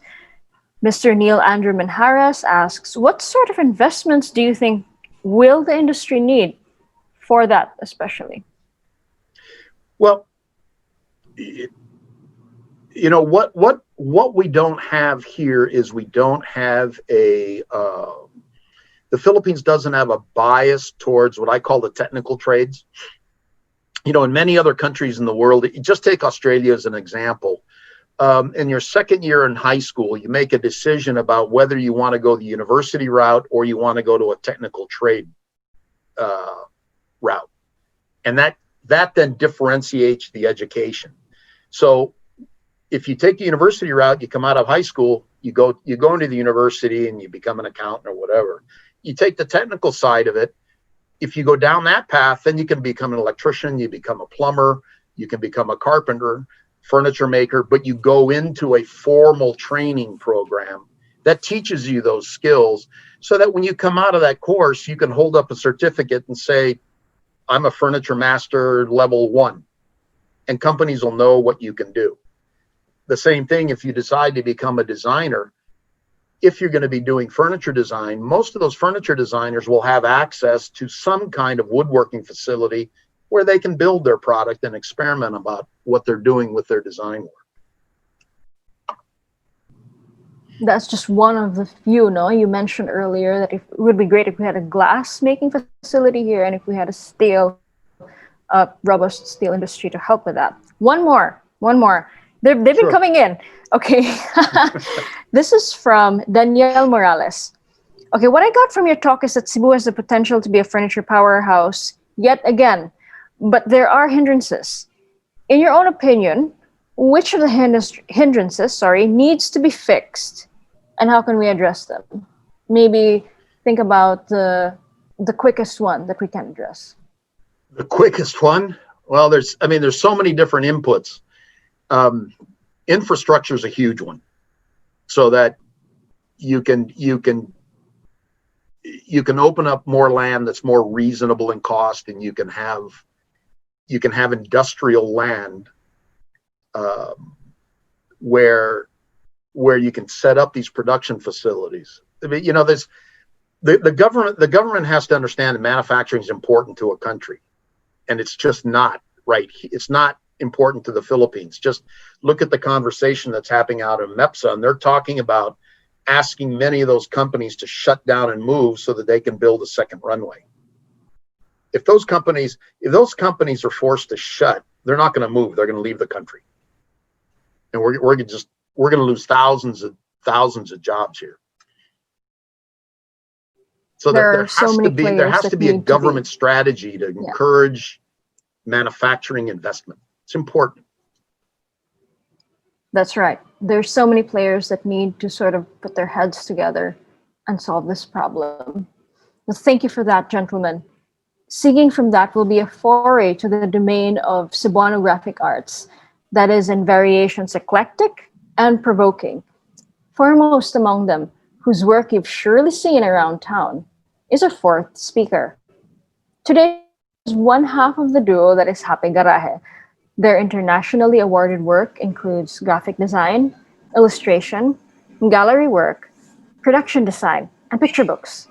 Happy Garaje is inspired by everyday people, their hopes and dreams, and the in-between liminal spaces where things are not quite what they seem. To share with us how they translate stories and experiences to art, help me welcome Mr. Mark Deutsche of Happy Garaje. Hi guys. Afternoon, Mark. I feel a bit funny speaking here because technically we're a vendor to this event. Like when you rent out a karaoke machine and the guy who delivers it starts to sing with you as well. Hi, here we go. So now that we've been in quarantine for so long, my daughter has made more and more of these picture books. She started making these when she was very young and actually quite great and wonderful. It used to be when she was younger, she would cry whenever one of them got lost, but it didn't take her long to figure out that sometimes things do get lost, and but the desire and the want to make things that doesn't go away. So it takes her about a day or two, and she's making new stories again. I also really like it when my daughter figures things out by herself because it takes so much pressure off me as a father.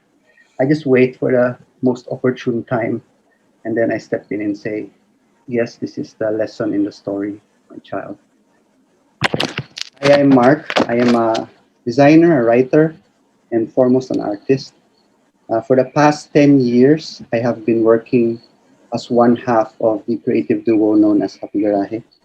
The other half is my wife and partner, Johanna. We started in Salinas Drive, Lahu, Cebu City.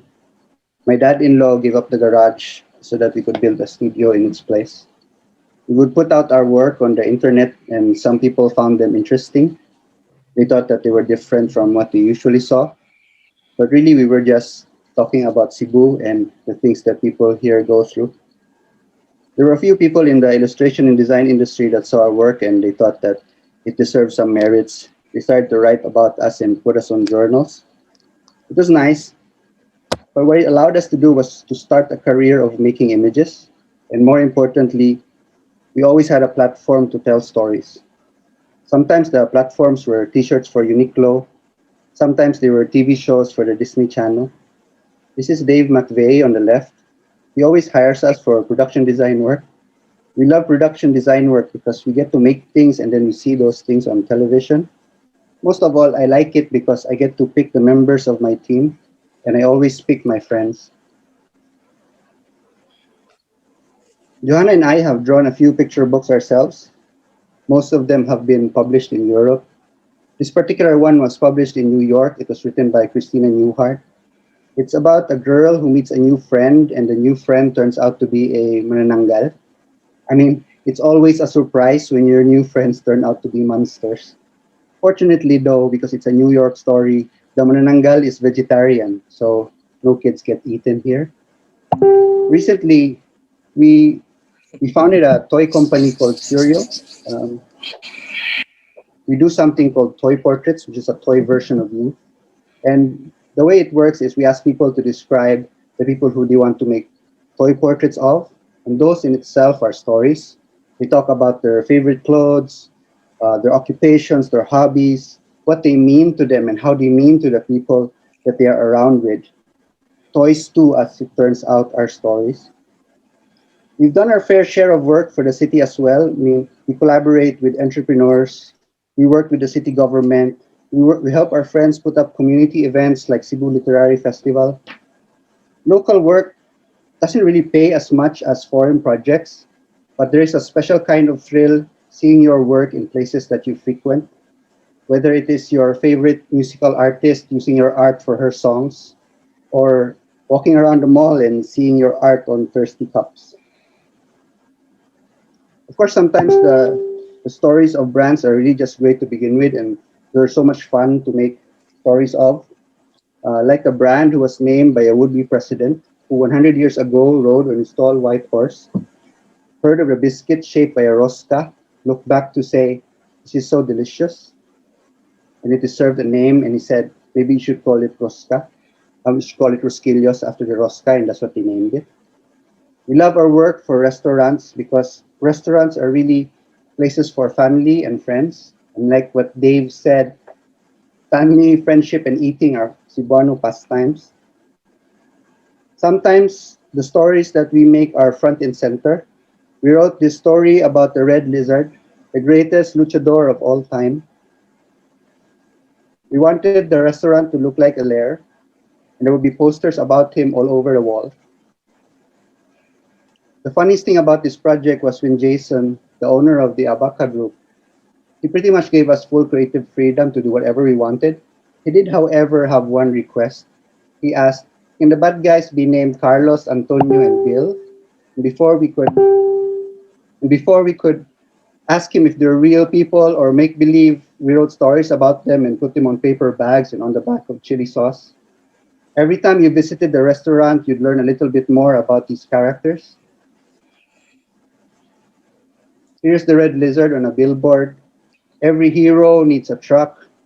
We built these 7-foot statues of the red lizard and we put them in front of the stores and people had their fun, which is great. And then we began to receive these drawings from kids making their own versions of the stories after visiting the taqueria. We consider this a gift of the work because it's totally unexpected. We're all building up on each other's creative work. Years after starting out, we said that if we could, we would share the studio to whoever wanted to be a part of it. We tried many different things. Two of our favorites is one, the internship program for storytellers. Many of the kids that joined us have gone on to become creative professionals themselves. Two of them have become full-time members of the studio. Karina, an artist and musician, Jubel, an industrial designer, and she helps us make these bigger things. The other thing is Storytellers Night.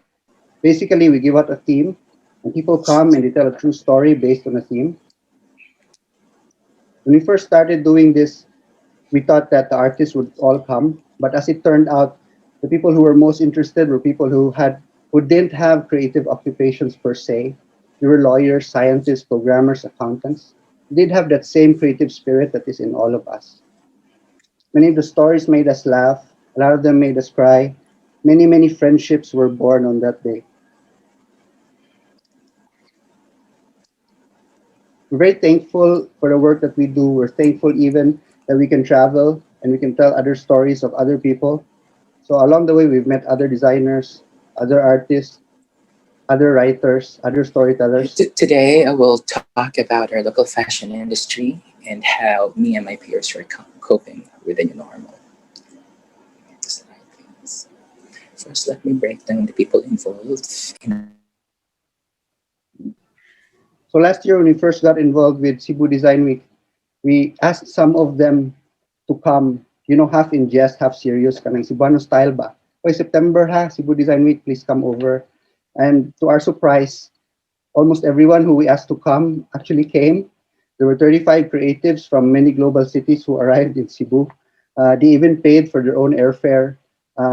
We fed them. We had to rent a bus. The most important thing is they got to share their work to a room full of creatives as a side event to Cebu Design Week. There were designers like Motoki Koitabashi, legendary designer from Yamagata who started his career wanting to help farmers. So he went to Yamagata, he moved to Yamagata where there are lots of farmers. And what he discovered was the farmers couldn't afford design work. So he went to the government and said, I want to help the farmers. You should help them by paying for the design services, and the government helped. Decades later, many of the clients that he's worked with, people who sell coffee, rice, kamote, they've gone on to become national brands in Japan. Dan Matutina, who's probably the most successful Filipino illustrator today, never says no to helping out. Felix Nang came with Dan and he showed a film from a design film fest, a film fest that he founded as a side project. Maika Arnado is a Cebuano designer. She's probably the coolest designer that you'll ever meet. She does work for Nike. We've done work together. We were in the same batch. She did work for Uniqlo. She talked about her work for Create Cebu, wherein they reimagine Cebu city spaces through art. She also does this thing called MSCED, otherwise known as Make Something Cool Every Day. Roxy Navarro decided that her design firm would only work for nonprofits. Dang Sering promotes women graphic designers. There were 16 people that talked on that day, half of them from around the world, half from Cebu. Even people like Nanette Arbon was there, and whose many projects has showed us that local government can work with creatives. She started a Fab Lab, of course, and they created all of these face shields during the quarantine. That's Chad, who made hypothetical shoe designs, and then a factory in China saw them and reproduced them, and then he bought his own pair from Shopee. Hannah Florendo started an art school on top of a burger shop. Eric Tuban said, there are no punk labels in Cebu. I'm going to start one and we're going to play anywhere. They played in front of 7-Eleven. If you let them, they'll play in your house. Miki Yabe founded a design residency to help communities in Asia. So a lot of these people that were there, a lot of their projects were born because they thought that some of these things should exist. And throughout the many years that I have been working so far, I've seen this same spirit in the students who've interned with us, in the entrepreneurs that we collaborate with, and even in the children who take their imagination and put them on paper. The creative spirit never dies. Sometimes it gets tired. I've been there. I mean, it's been a tough year for us. It's been a tough year for a lot of us. But being where we are, and sometimes we get little support, it takes a lot to get out of a hole. But if you can rise from that hole, there are a few things that people can never take away from you as a creative person.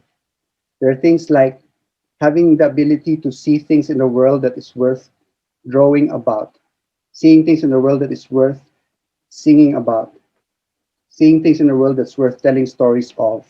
And this is in every one of us. It is here every day. It is everywhere as we build upon each other's work. Okay, so now you guys know what I meant when you said you've seen his work everywhere in the city.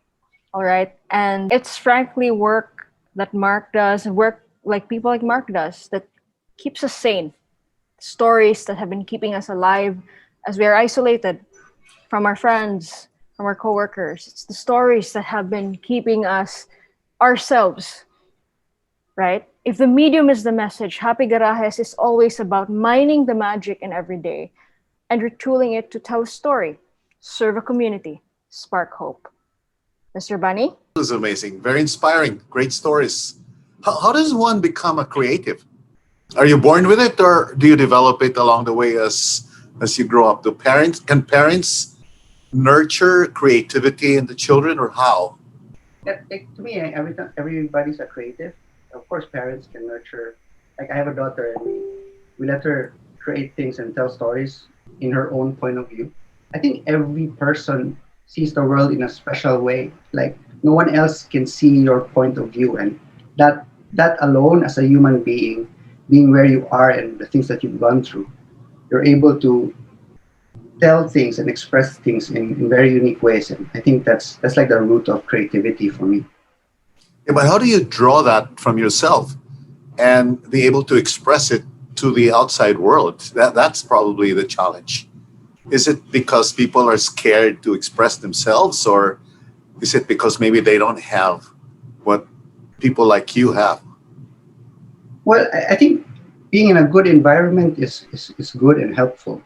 Having people around you that allow you to grow as a creative person is also good. And but a lot of times we don't do creative things because people say it's not as useful as being so and so and this and that. But you know, once you're there and you're creating things, creativity. Dave was talking about it in his talk. It's everywhere. It's not just art. It's not exclusive to artists. It's everywhere. People like you, Sir Bunny, like I'm sure, like there's a lot of creativity that involves. I've worked with a lot of entrepreneurs. I've worked with you. I've worked with people in Cebu, and some of the most creative people that I've met are actually entrepreneurs, because you see something there and it's blank, and an artist will see it and he'll say, "Oh, I want to build a sculpture there," but someone else might come who's a businessman and say, "Hey, I want to build something here that brings people together," and those two ideas are creative ideas by themselves. Yeah, well, I just want to mention, Mark, that you're one of our favorite creatives, and thank you for flashing the thirsty cups on the screen earlier. So good advertisement for us. Okay, well, I know your parents, I know your dad, I know, and your mom.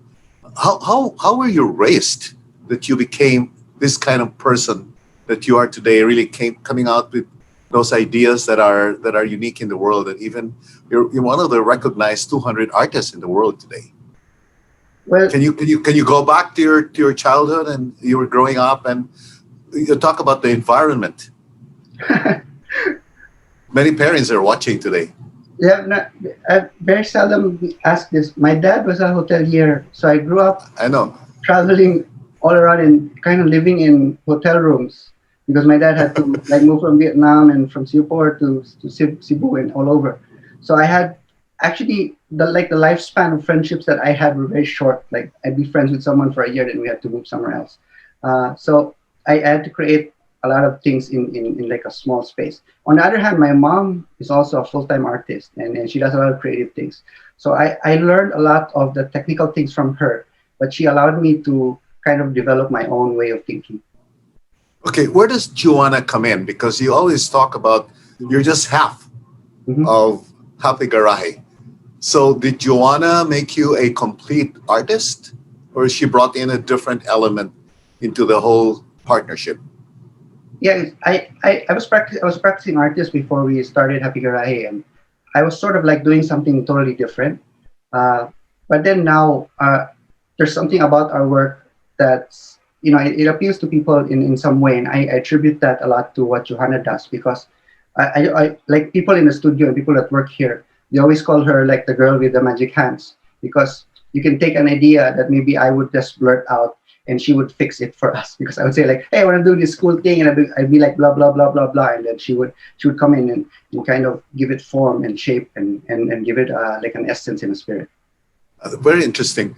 Take us to your creative process, Mark. How do you work with a client, and what are the steps that you take in order to achieve the objective that you want to accomplish with a client? Well, for client work, it's very give and take, right? So sometimes clients come to us because they're very familiar with the way our end product looks like, and they say like, I want your end product to appear in my brand. So that's probably the easiest way, because we sort of like reach an understanding. But we do work like, maybe a lot of our clients are also, they don't use the style that we have developed. So that's a lot into now designing a communication strategy, or thinking about what kind of voice do you really want for yourself, and how do you want to be known to the people that you're trying to reach. So what is the perception that you want to develop? So we do that too, and that's also fun to be able to do that as a designer, not necessarily as an artist. Yes, you know, we're all affected by the pandemic, which has been going on for almost 9 months now. What has that affected in your, as far as the process is concerned, and the business is concerned? Business wise, like so us as a studio, we've sort of like taken in more and more local projects. Like we keep some foreign projects, but like the past several years, we've taken in more and more local projects, because we kind of like want to be part of like the Cebu community. So there was a time, maybe when the quarantine started, it was like one whole week wherein sunod-sunod siya, we get an email that this project is postponed, this project is canceled, this project is postponed, canceled. And it was just a whole week. And I told you I was going to play PlayStation for a whole week. I just not read email for now. And then what happened after? Business started to trickle in?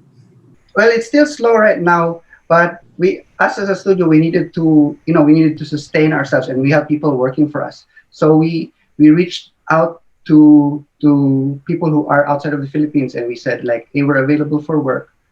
Sort of like people that we've not worked with for a few years. We said like, hey, we want to do work again. You want to do work again, and right now, maybe majority of the things that we are doing design wise is is foreign work.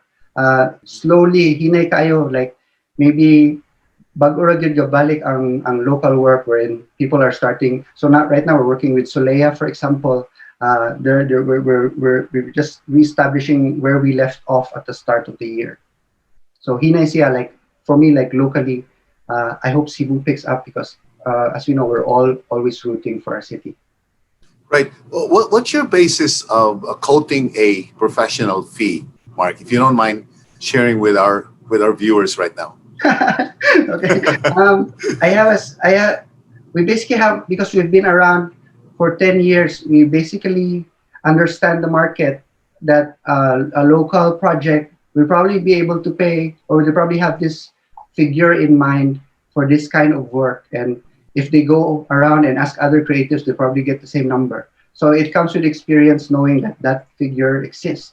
For foreign projects, there are many ways. So sometimes actually foreign projects, they'll come in and they'll say, we have this budget, do you want to do it? Or there are also organizations like in illustration that standardize like professional fees for illustrators. but it's all different. It depends on the person, and we sort of like try to develop relationships with the people that we work with. We don't work with a lot of clients. We work with people for long periods of time. I can confirm that personally, by the way. Now, you've been in the business now for the last 10 years, and I'm sure, but you guys are still very, very young. How do you see yourself evolving in the next 10 years, for example? So I joined this residency last year, and it kind of changed my whole opinion about my profession. I showed him on the slide, this Japanese guy, Miki Hariabe. Katampag namin sa Japan, he sort of like flew designers from Asia, and they started working for projects in communities. So he invited me to join a residency in Bataan, and we kind of like helped this really small business and a local government unit and things like that. To me, I want to find a way to sustainably work more in the community. To like I'm seeing all of these people, like sa una, when I was very young designer, the goal was if I do stuff for Nike or if I do stuff for Disney, I made it, right? And then it took like 8-9 years, and then I met these other groups of designers wherein na ilang benchmark for the work that they do is kanang impact in the community, like helping farmers become national brands. I think that is just as admirable as making it to someone who designs stuff for Nike. So it's like lahi-lahi siya na spectrum, and it depends. Some people don't like this, some people like this. But to me, I'm sort of like attracted to doing more of that work. It's just more of finding out how to also make it work for the studio, para people being pobre or something like that. Wow, that's amazing. One last question, Mark. How can we develop more creatives among our youth today, among Filipinos? Well, we always hear that Filipinos are generally creative, or maybe especially Cebuanos. Is there anything that we can do as a community or even as individuals to have more creatives in the world or in our world? Yeah, I mean, like what I also realized is Cebu is not isolated from any region in the world, and what happened last year when we invited these guys, we actually didn't expect them to come, but they came because somehow they saw value in coming to Cebu and meeting creatives here. So what I realized is that the ecosystem that we have here is actually really part of the whole ecosystem, and if you do good work and if you just reach out and try to learn from these other people, it's actually possible to be more and more involved in the whole, let's just say, Southeast Asian region, the whole Asian region, and meeting all of these creatives, Manggod, they have, their problems are, they're different. Like, they're different from us, but the way they think and the way they try to solve problems is very interesting. Like, for example, approaching the government to ask the government to pay you so that the farmer can afford design services. It used to be like, I'm not doing work for farmers, they have no money, right? But now there's like that way of thinking that you can learn from other people. And I think that's interesting to be part of a bigger ecosystem that really lets you grow as a creative. That's great. So there's a commonality to it all, that we can all work together and learn. Okay, well, thank you very much, Marcus. Okay, Hi. I am going to read out. Yeah, I'm going to read out a few questions from the floor. They just all came in. You inspired so many people right now. Here's from Lori Bukirian. Did the pandemic lockdown affect your creative spirit? Yes, of course. But what we want to hear is, how did you resist this? And how did you cope? Oh, wow. I'm still trying to cope.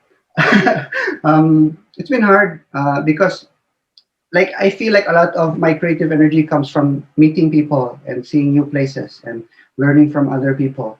So, like, this whole Zoom thing is strange to me. Like, I want to be, like, talking to people and asking them how they are doing and showing stuff and stuff like that. So, like, it's been, part of it is like I have to work, right? I have to earn a living, so I have to make creative output. But at the same time, it's been back and forth for me. All right, here's another one from Jonathan Jimenez. To put up such a business is an inspiring success story. What advice can you give our students? This is the teacher who asked earlier, teachers in a public school, who have a lot of artistic potential, but to pursue them as a business, which I guess is a challenge for them because it can be very overwhelming. So maybe you want to talk about how you overcame that overwhelming, the need to create versus the need to make your creations commercial. How do you sort of bridge that? So I just talk about my personal experience. At the start, there were gigs that would pay, but they weren't the gigs that I wanted to do. Like they would be gigs for like you design the ATM screens of a bank, or you do things like that. So I would do that for 8 hours a day, and then in the evening, Joe and I would do art projects, and then we just do that, and then it was long hours of 16 hours every day, earning money, and then trying to build a portfolio until your portfolio was good enough, and then you put it out there, and people say, "No, I don't want this graphic designing stuff. I want what the Happy Gray stuff that you're making." And then we saw that transition wherein more and more people are saying, "We want this product that you're creating," and that's kind of how it's a lot of hard work at the start for us anyway. Okay, one last before we wrap it up. This is from me. Okay, in the course of telling stories and presenting them to clientele, seeing which stories align with theirs, sometimes the stories that you personally like don't get picked. They have to enter the little back room and they hibernate there a little before they take on another form. What is a story that is still hibernating that you like? You don't have to reveal anything about it, but just take the barest element of it that you like but wasn't chosen. We have a bunch of those stories that kind of are just in sketchbooks or just in Google Docs. Like this story, for example, is Barrio Peligro. It's about kind of like this barrio where it's like the end of days for them, and kind of like what's happening now actually. but we have all of these characters. I don't know. We wait for the proper platform for it to have, whether it's a toy or a story or a brand or a picture book. But it's all there, and sometimes only part of it becomes real. But I guess that's part of the whole creative process, right? Like my favorite podcast is 99% Invisible, and to the teacher that was asking, you should listen to the podcast. It's called 99% Invisible. Basically, it's just different design studies, and it tells you how 99% of the work that you do as a creative will not be seen. People just see the 1%, but sometimes the 1% is good enough, right? But the 99% is just the dilemma of the artist that, okay, people will never understand the full story. Exactly. And sometimes the easier it is for the customers or the client to understand and to set themselves into your story only reflects how hard you worked on it, right? Yes. All right. Thanks so much for that, Mark. I hope everyone left with a little bit of spark. And I hope we end today with you wanting to create more stories and to actually pick the stories that are around you and tell them in your own way. Our next speaker tells the stories of artists all over Cebu. He represents the Cebu Arts Council, an organization that has been an advocate for the arts for more than half a century. It has harnessed many Cebuano talents to their full potential and fostered a community in support of these artists as well. Under his leadership, Tubo Arts Festival celebrated 2 years of bringing artists in the region together. Here to take the pulse of the art industry of Cebu is Mr. Alan Tan, Chair, Renaissance Man, and Patron for the Arts. Hi, Kay. Good afternoon. Thank you for that wonderful introduction. I'd have to say that sometimes I feel like I stick out like a sore thumb among our distinguished panelists here now because my day job is in the food and the construction industry. But I guess I've always considered myself arts adjacent since a young age because I've been a member of the Arts Council for over 20 years, and I've been on the board since 2010. So and in that time, I have been exposed to a lot of of art and the plight of artists and the enjoyment of art as well. I mean, it's not about all of the the bad things, but all of the great things that happen when art is in the picture. So my short presentation will just take us through a very quick, brief introduction of what the Arts Council is, what we do, what we've been doing during the pandemic, and what will happen, what we see will happen in the future. So let me get this going. Arts Council of Cebu Foundation is a non-stock, non-profit arts advocacy organization. It started in 1960 by Fesa La Villarica, who gathered 7 artists of different art forms to form the Arts Council of Cebu. They wanted to arouse arts consciousness in Cebuanos, and 60 years later, that has not changed. The Arts Council of Cebu Foundation is recognized by the Cultural Center of the Philippines as the longest running arts council in the nation. And until today, we continue to perpetuate our founder's vision by being the premier advocacy and umbrella organization for the arts in Cebu City. But we have a particular emphasis on performing arts. So looking back at the things that we've done, we like to bring in performances by local and international artists to expose the market of Cebu, the audience of Cebu, to what is out there. So this is Berta Rojas, a Paraguayan classical guitarist that we brought in a while back as part of the International Guitar Festival. We've also done film discussions as adjacent to some film fests that we have worked with. And this is a ballet production with Lisa Makuha that we did as part of one of our anniversaries. And this is the Brigham Young University Orchestra that we brought in cooperation with the Church of the Latter-day Saints. And a music masterclass by visiting conductor Rodel Flores, who was once the resident conductor of the Peace Philharmonic Philippines.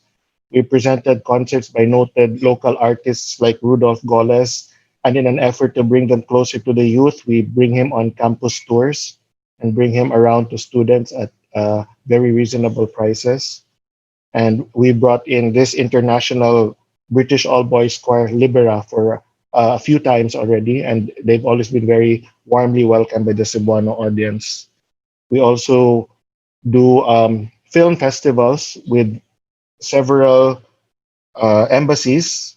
We worked with them over the years, the Israeli, Chinese, Australian, Czech Republic, Japan, the French, and the EU. We present their, we produce and present their film festivals here in Cebu.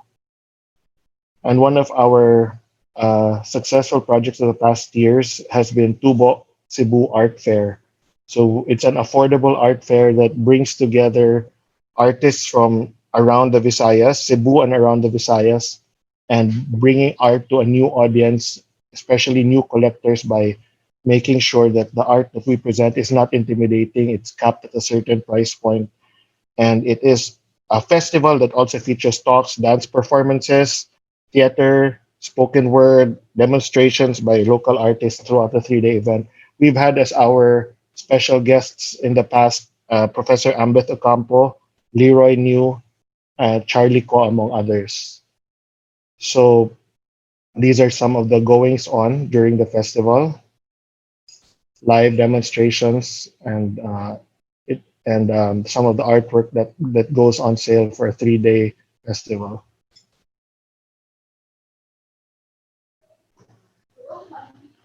So this year would have been our 60th anniversary year, and we had a lineup of 7 or 8 different events and performances scheduled. We were able to launch it at the end of February with a full-length ballet, The Sleeping Beauty, together with Cebu Center for Dance.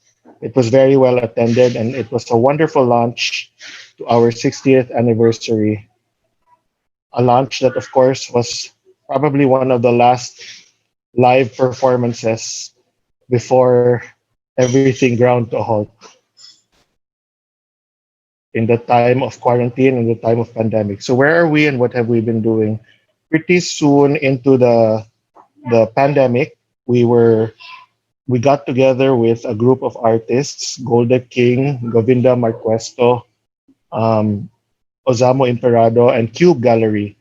And we started an online auction called Art to the Front. This was to benefit, this was based on the generosity of many of our artist friends who contributed 100% of their work in order to give back to the frontliners. So we were able to raise an astounding 3.2 million pesos that we contributed directly to the UP Fab Lab in order to help them fund fabrication of PPEs and frontline health workers. I believe we were able to help them buy a couple of their new machineries that helped speed up the fabrication of the PPEs.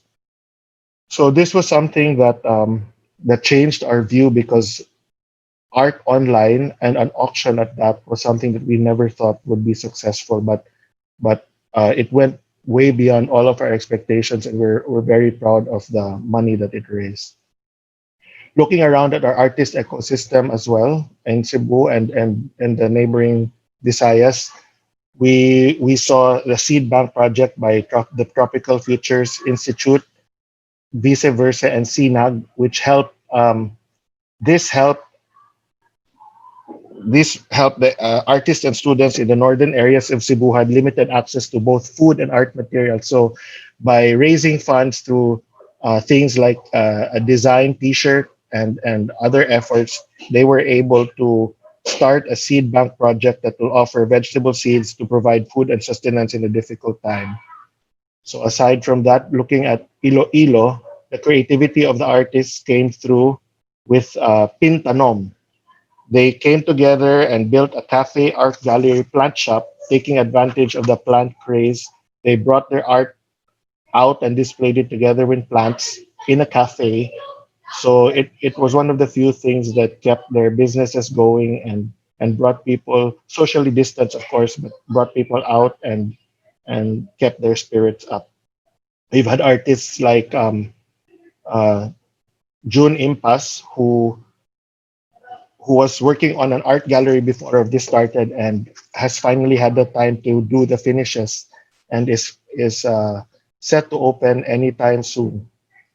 And there's also our music partners, our music artists like Mark Mercado. He's the Cebu Philharmonic Orchestra's concert master and a violin teacher, and he has shifted to doing violin lessons online. Also artists like Celso Pepito, who you would probably never find online, as he was one of those who is not very well versed in social media, actually completed and started his own website and is now displaying his works as a way to evolve. And artists like Mark Kidlat Copino has explored new techniques, has developed himself, and instead of getting depressed by the pandemic, has found ways to evolve his art into something new and different by cyanotypes, more adding to and enhancing the stencils that he currently works with. Stuff like this also inspires other artists to keep going and to find new ways to do things. So, what do we think is in store for us? For the near future, art exhibits like the latest exhibit of Golda King at Cube Gallery will continue to be conducted with all the safety protocols in place. There will be online viewings as well as personal viewings by appointment, and I think that still works to some degree. And Golda herself has also increased her creativity in this time by moving into artisanal soaps and brews, and as well as also gestating the idea of an artist residency that she will start very soon. We've had our ballet partner, Cebu Center for Dance, has moved fully into online classes as ballet lessons cannot be done physically until now. We've seen also string edition, which are the members of the Cebu Philharmonic. They've been able to start doing performances again, but in the new way, which is recording the performance at the venue with no one there, no audience there, and then uh, broadcasting or showing that the performance when it's appropriate at a different time. So it's still a live performance of a sort. For Tubo, we will take the art fair online at a later date as well in order to keep the momentum for this fast-growing art fair going. So in closing, I would like to think that even though for the foreseeable future, performances are very much limited. When the time comes that it is ready to come back, we will be there, and we will try to mount the performances that we used to mount in order to expose our audiences to beautiful things as well. It's our belief that in this area where automation, digitalization, and technology gain importance, the need for the arts is even more imperative. Our people, most especially the youth, need to realize that the beauty in the curve of a wrist, the stroke of a brush, the turn of a phrase, or the bend of the note will always be unique and valuable. So as we turn 60, we would like to invite everyone who is interested to get involved with the Arts Council. Send us an email. Send us. We're on social. Reach out to us to see how you can join, how you can help out. We'd be very glad for all of the help and the involvement. That's it. Thank you. Thanks so much for that, Alan. That was amazing. That also gave me goosebumps because I loved seeing these are really stories of resilience. You know, resilience is all about pushing back in creative, helpful, and empathic ways. What is exciting to see is that we can evolve what we perceive.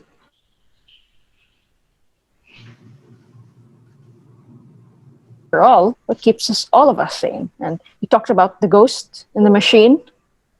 Yeah, I'll leave you to Mr. Bonipajes for the question and answer. Sir? Alan, thank you for that presentation, and allow me to commend you for your over 20 years of service to the Arts Council of Cebu. That's amazing. Of course, your mom has been a major inspiration for you, I'm sure, all these years, right? It's actually, yeah, my mom actually is the one that brought me in and exposed me to the arts at a young age, and I guess I've just been continuing her good work. Yeah, I mean, for those who are not familiar, well, Alan Tan is the son of Mayem Tan, a very famous art patron, and she was a great artist of Cebu. We haven't seen her on stage though for a long time now, Alan, have we? Yes, well, there was talk of something, but then again, you know, with the pandemic, everything changed. So maybe in the next couple of years.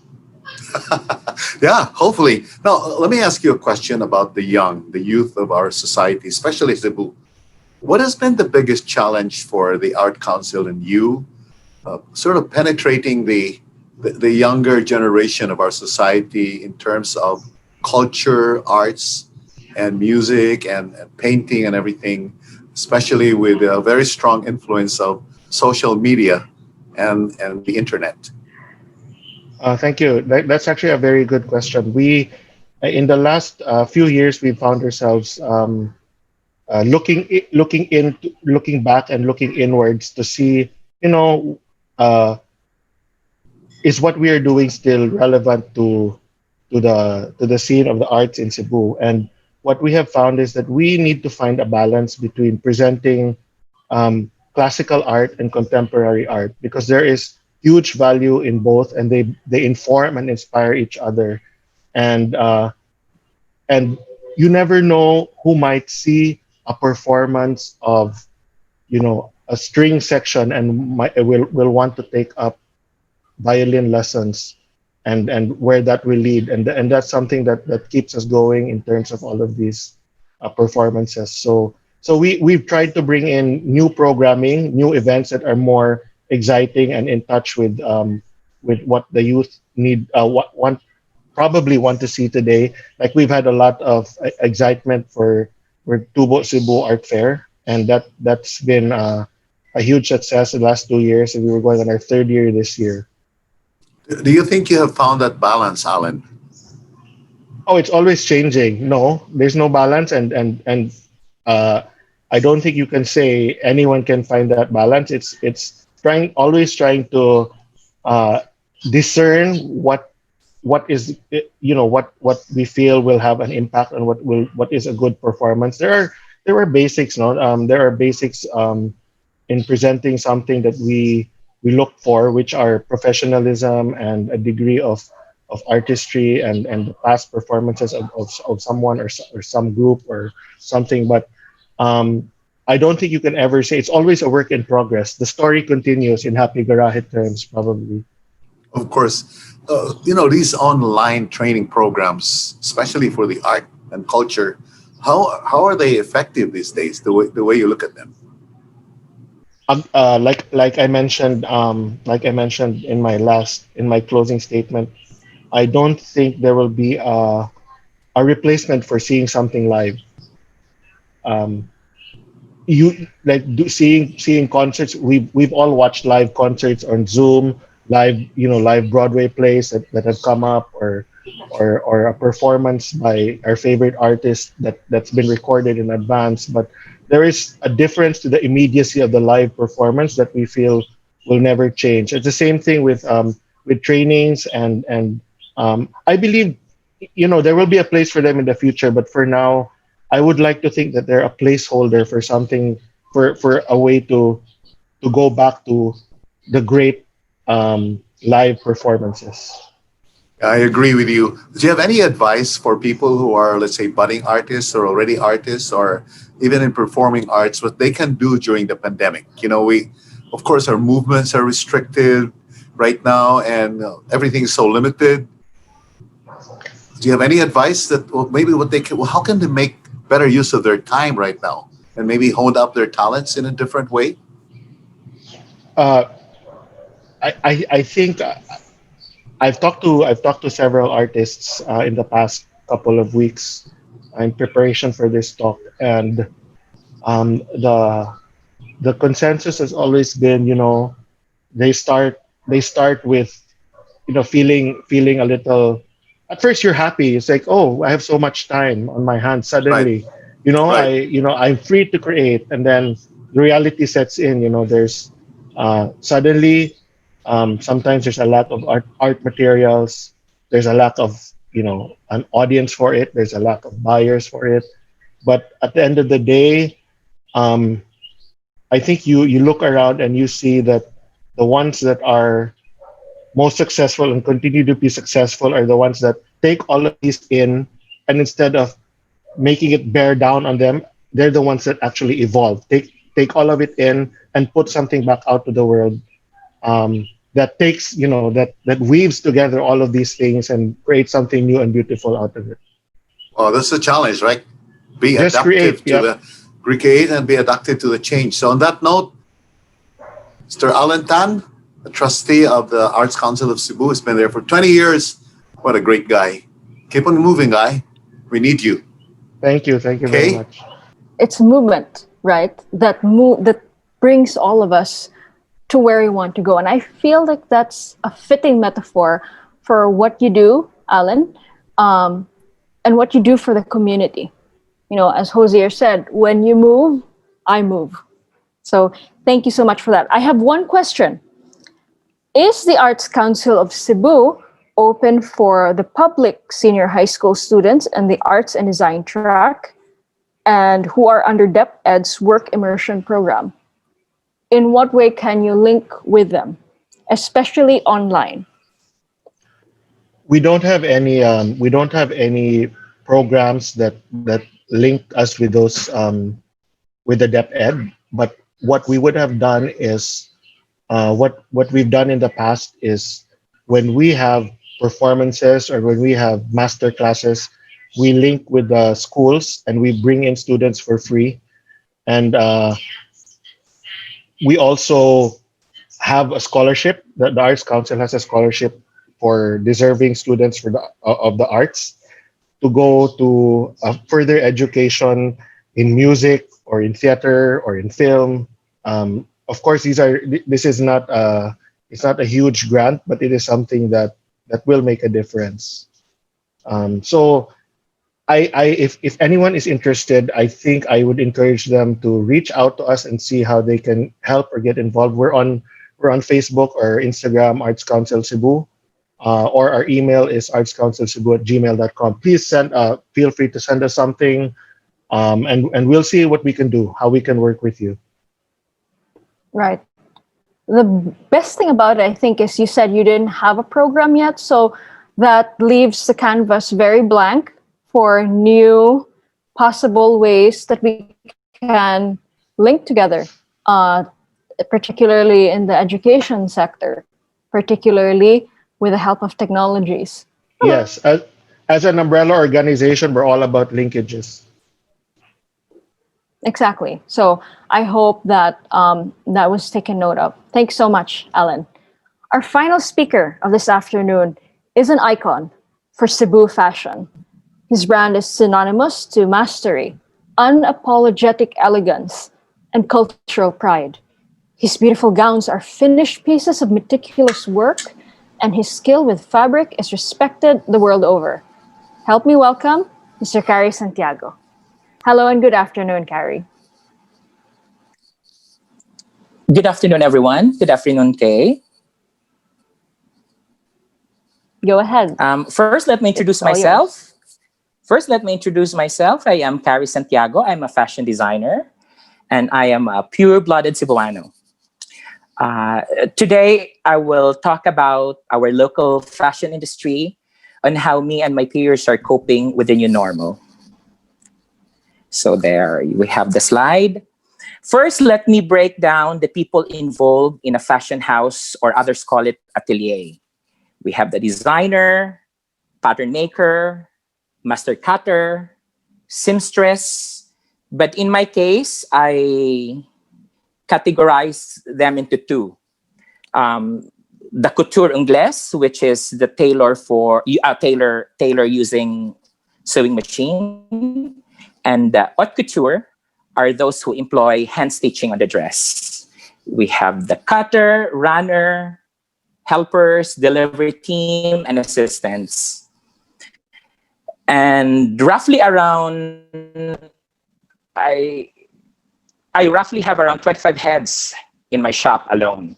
And they have a family who they can put food on the table. Some of the workers are actually with me from the time I opened my atelier in 2007. This is after returning from Dubai and Beirut. And initially, I thought we would have the lockdown for a month or two only. So I had to close my atelier because of the lockdown, and there was no work allowed. And also events has been, can you hear me? Am I, hello? Okay. You're great. Okay. Carry on. So because events has been postponed to a later date.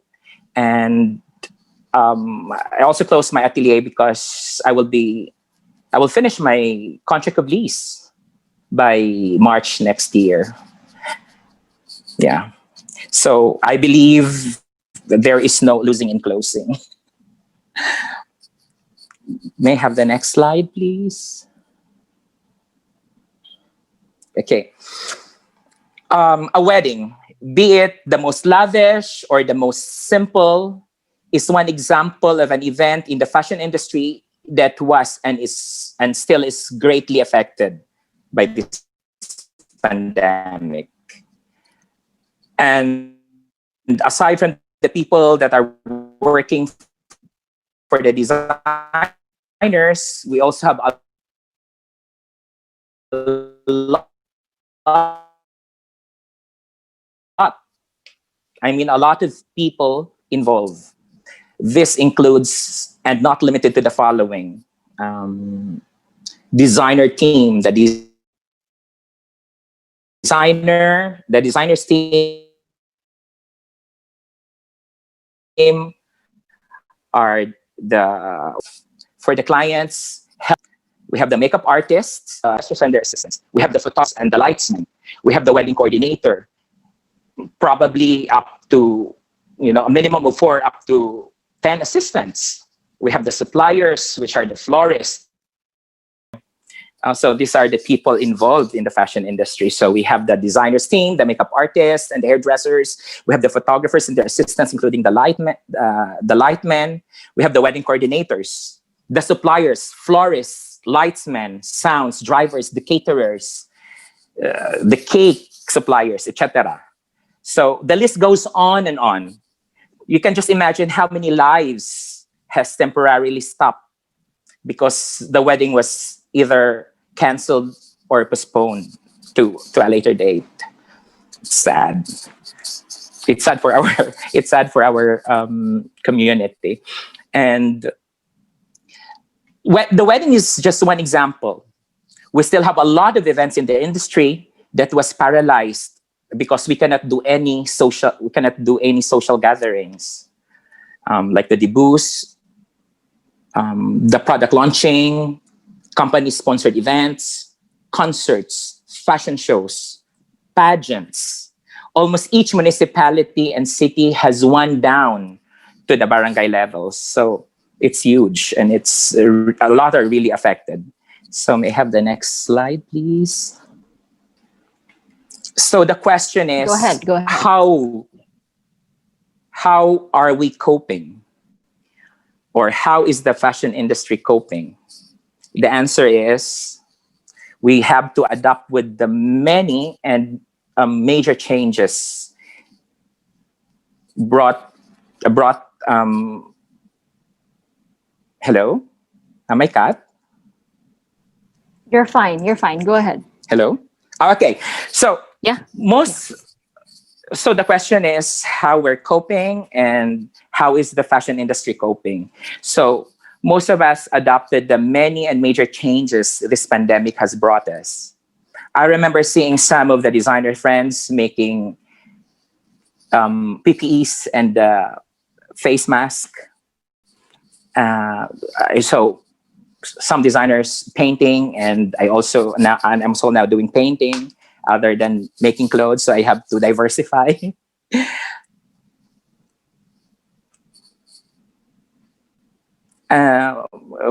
For my staff, I got a bulk of order for the face mask, which helped us this past months. And little by little, clients, especially the loyal ones, are connecting with me again. So they started to order, and orders are starting to pile up. We also have uniforms, RTWs. Lately, I have produced RTWs for my clients. I send the ready-made clothes to my clients, and those they don't like, they will just return it back. So this is how we are coping with the pandemic, and for my tailors to earn. And most especially, you have to have a good relationship with your madams, because they're there to help you. So yeah, we are currently, all of us are currently rebuilding our, we're in a rebuilding phase. I am a very positive and optimistic person, and I always try to look at the good and the bright side of things. So actually, this pandemic had helped me prioritize things. Now I can really decipher which one is the priority, which one is a need, and which one is a want. And to save up for the rainy days. What's important now is for us to continue to thrive, and yes, to become a better version of ourselves. Thank you so much. We will not stop. We will continue to evolve. Thank you. Thank you so much for your presentation. What we wear reflects what we are inside. The inverse is true. How we are inside reflects what we pull out. Thank you for that internal pulse. And thank you for acknowledging all of the skilled masters and craftspeople who are behind the clothes that we wear. You know, from something as elegant as an evening gown to something as casual as an everyday favorite pair of pants. So thank you so much. Mr. Bunny? Thank you, Kay. Well, when we started this program for day one for the Cebu Design Week, we asked ourselves, Asa Na Si Lapulapu? Well, nara si Lapulapu, si Cary Santiago. Cary, we have found Lapulapu also. Hi, Bunny. Yeah, I can see. I just said, pagsugod na to sa program kaniha, we started to ask this question, Asa na si Lapulapu? Ikaw, naani mo ang spirit and the drive of Lapu-Lapu. You know, despite everything, you have found a way to survive and to even prosper during this time. Congratulations, Cary. Thank you. Thank you, Bunny. And especially for, because we have to continue and, help because we have workers as well to take care of. All good. All good, diba? I mean, I was supposed to be sponsored to several weddings over the last few months. All of those were actually sort of postponed, maybe even for next year. So I could relate to what you're experiencing also. So, Car, unsaman, you'll just continue with what you're doing now and hope that things will start to pick up some more?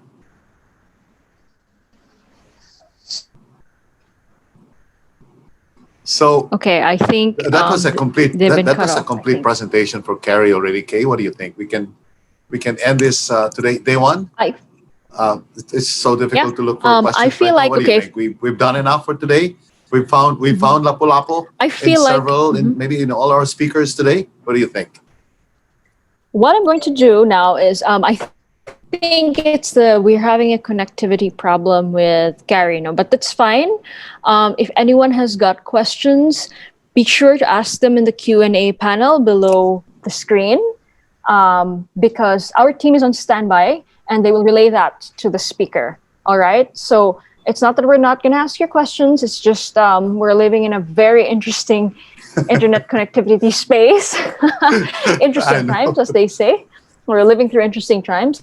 So write down your questions and our team will be on standby to relay that to the speaker. And if you follow CDW in our social media, we will be posting these questions with the answers of our speakers. Okay? Okay. Okay. So thank you for that. Cary was the last. Yeah. Cary was the last of our 6 speakers. So I can say goodbye now to everybody. This is Bunny Pajes, and what a pleasure again to do this for the furniture industry. Thank you, guys, and God bless. Thank you so much, sir. Stay safe. Thank you. Lapu-Lapu is a favorite Cebuano Visayan icon because of the resiliency exhibited in the face of an unfamiliar oppression and terrifying change. His spirit has many faces in our current century, and these were just some of them. Asa na si Lapu-Lapu? Aniya kita karon? This has been Asa Na Si Lapulapu, a check-in with Cebu Creative Industries. I hope you learned as much as I did, and I hope you came away feeling that spark, that fire, knowing that you have a voice, you can express it, and there are people around you that you can help with it. Do not forget to check out and submit your entries for the Blue Go Awards. Let's watch this short video for the categories.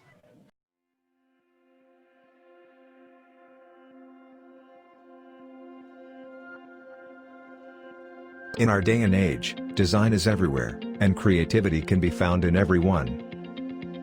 To celebrate this fact, and to help creatives remain positive, This year's Blue Mango Awards will pivot into timely and relevant categories that emphasize creativity in our daily lives and encourage productivity while in quarantine. over 200,000 pesos in cash prizes await the 24 winners, which will be announced in December 2020. The new deadline is now set for November 25, 2020. Entries are open to anyone from the Visayas. For more info, please visit our site or email us at the address indicated below. We would like to thank Cebu Landmasters and Smart Communications for their generous support. We look forward to receiving your entries. Thank you, stay safe, and stay creative.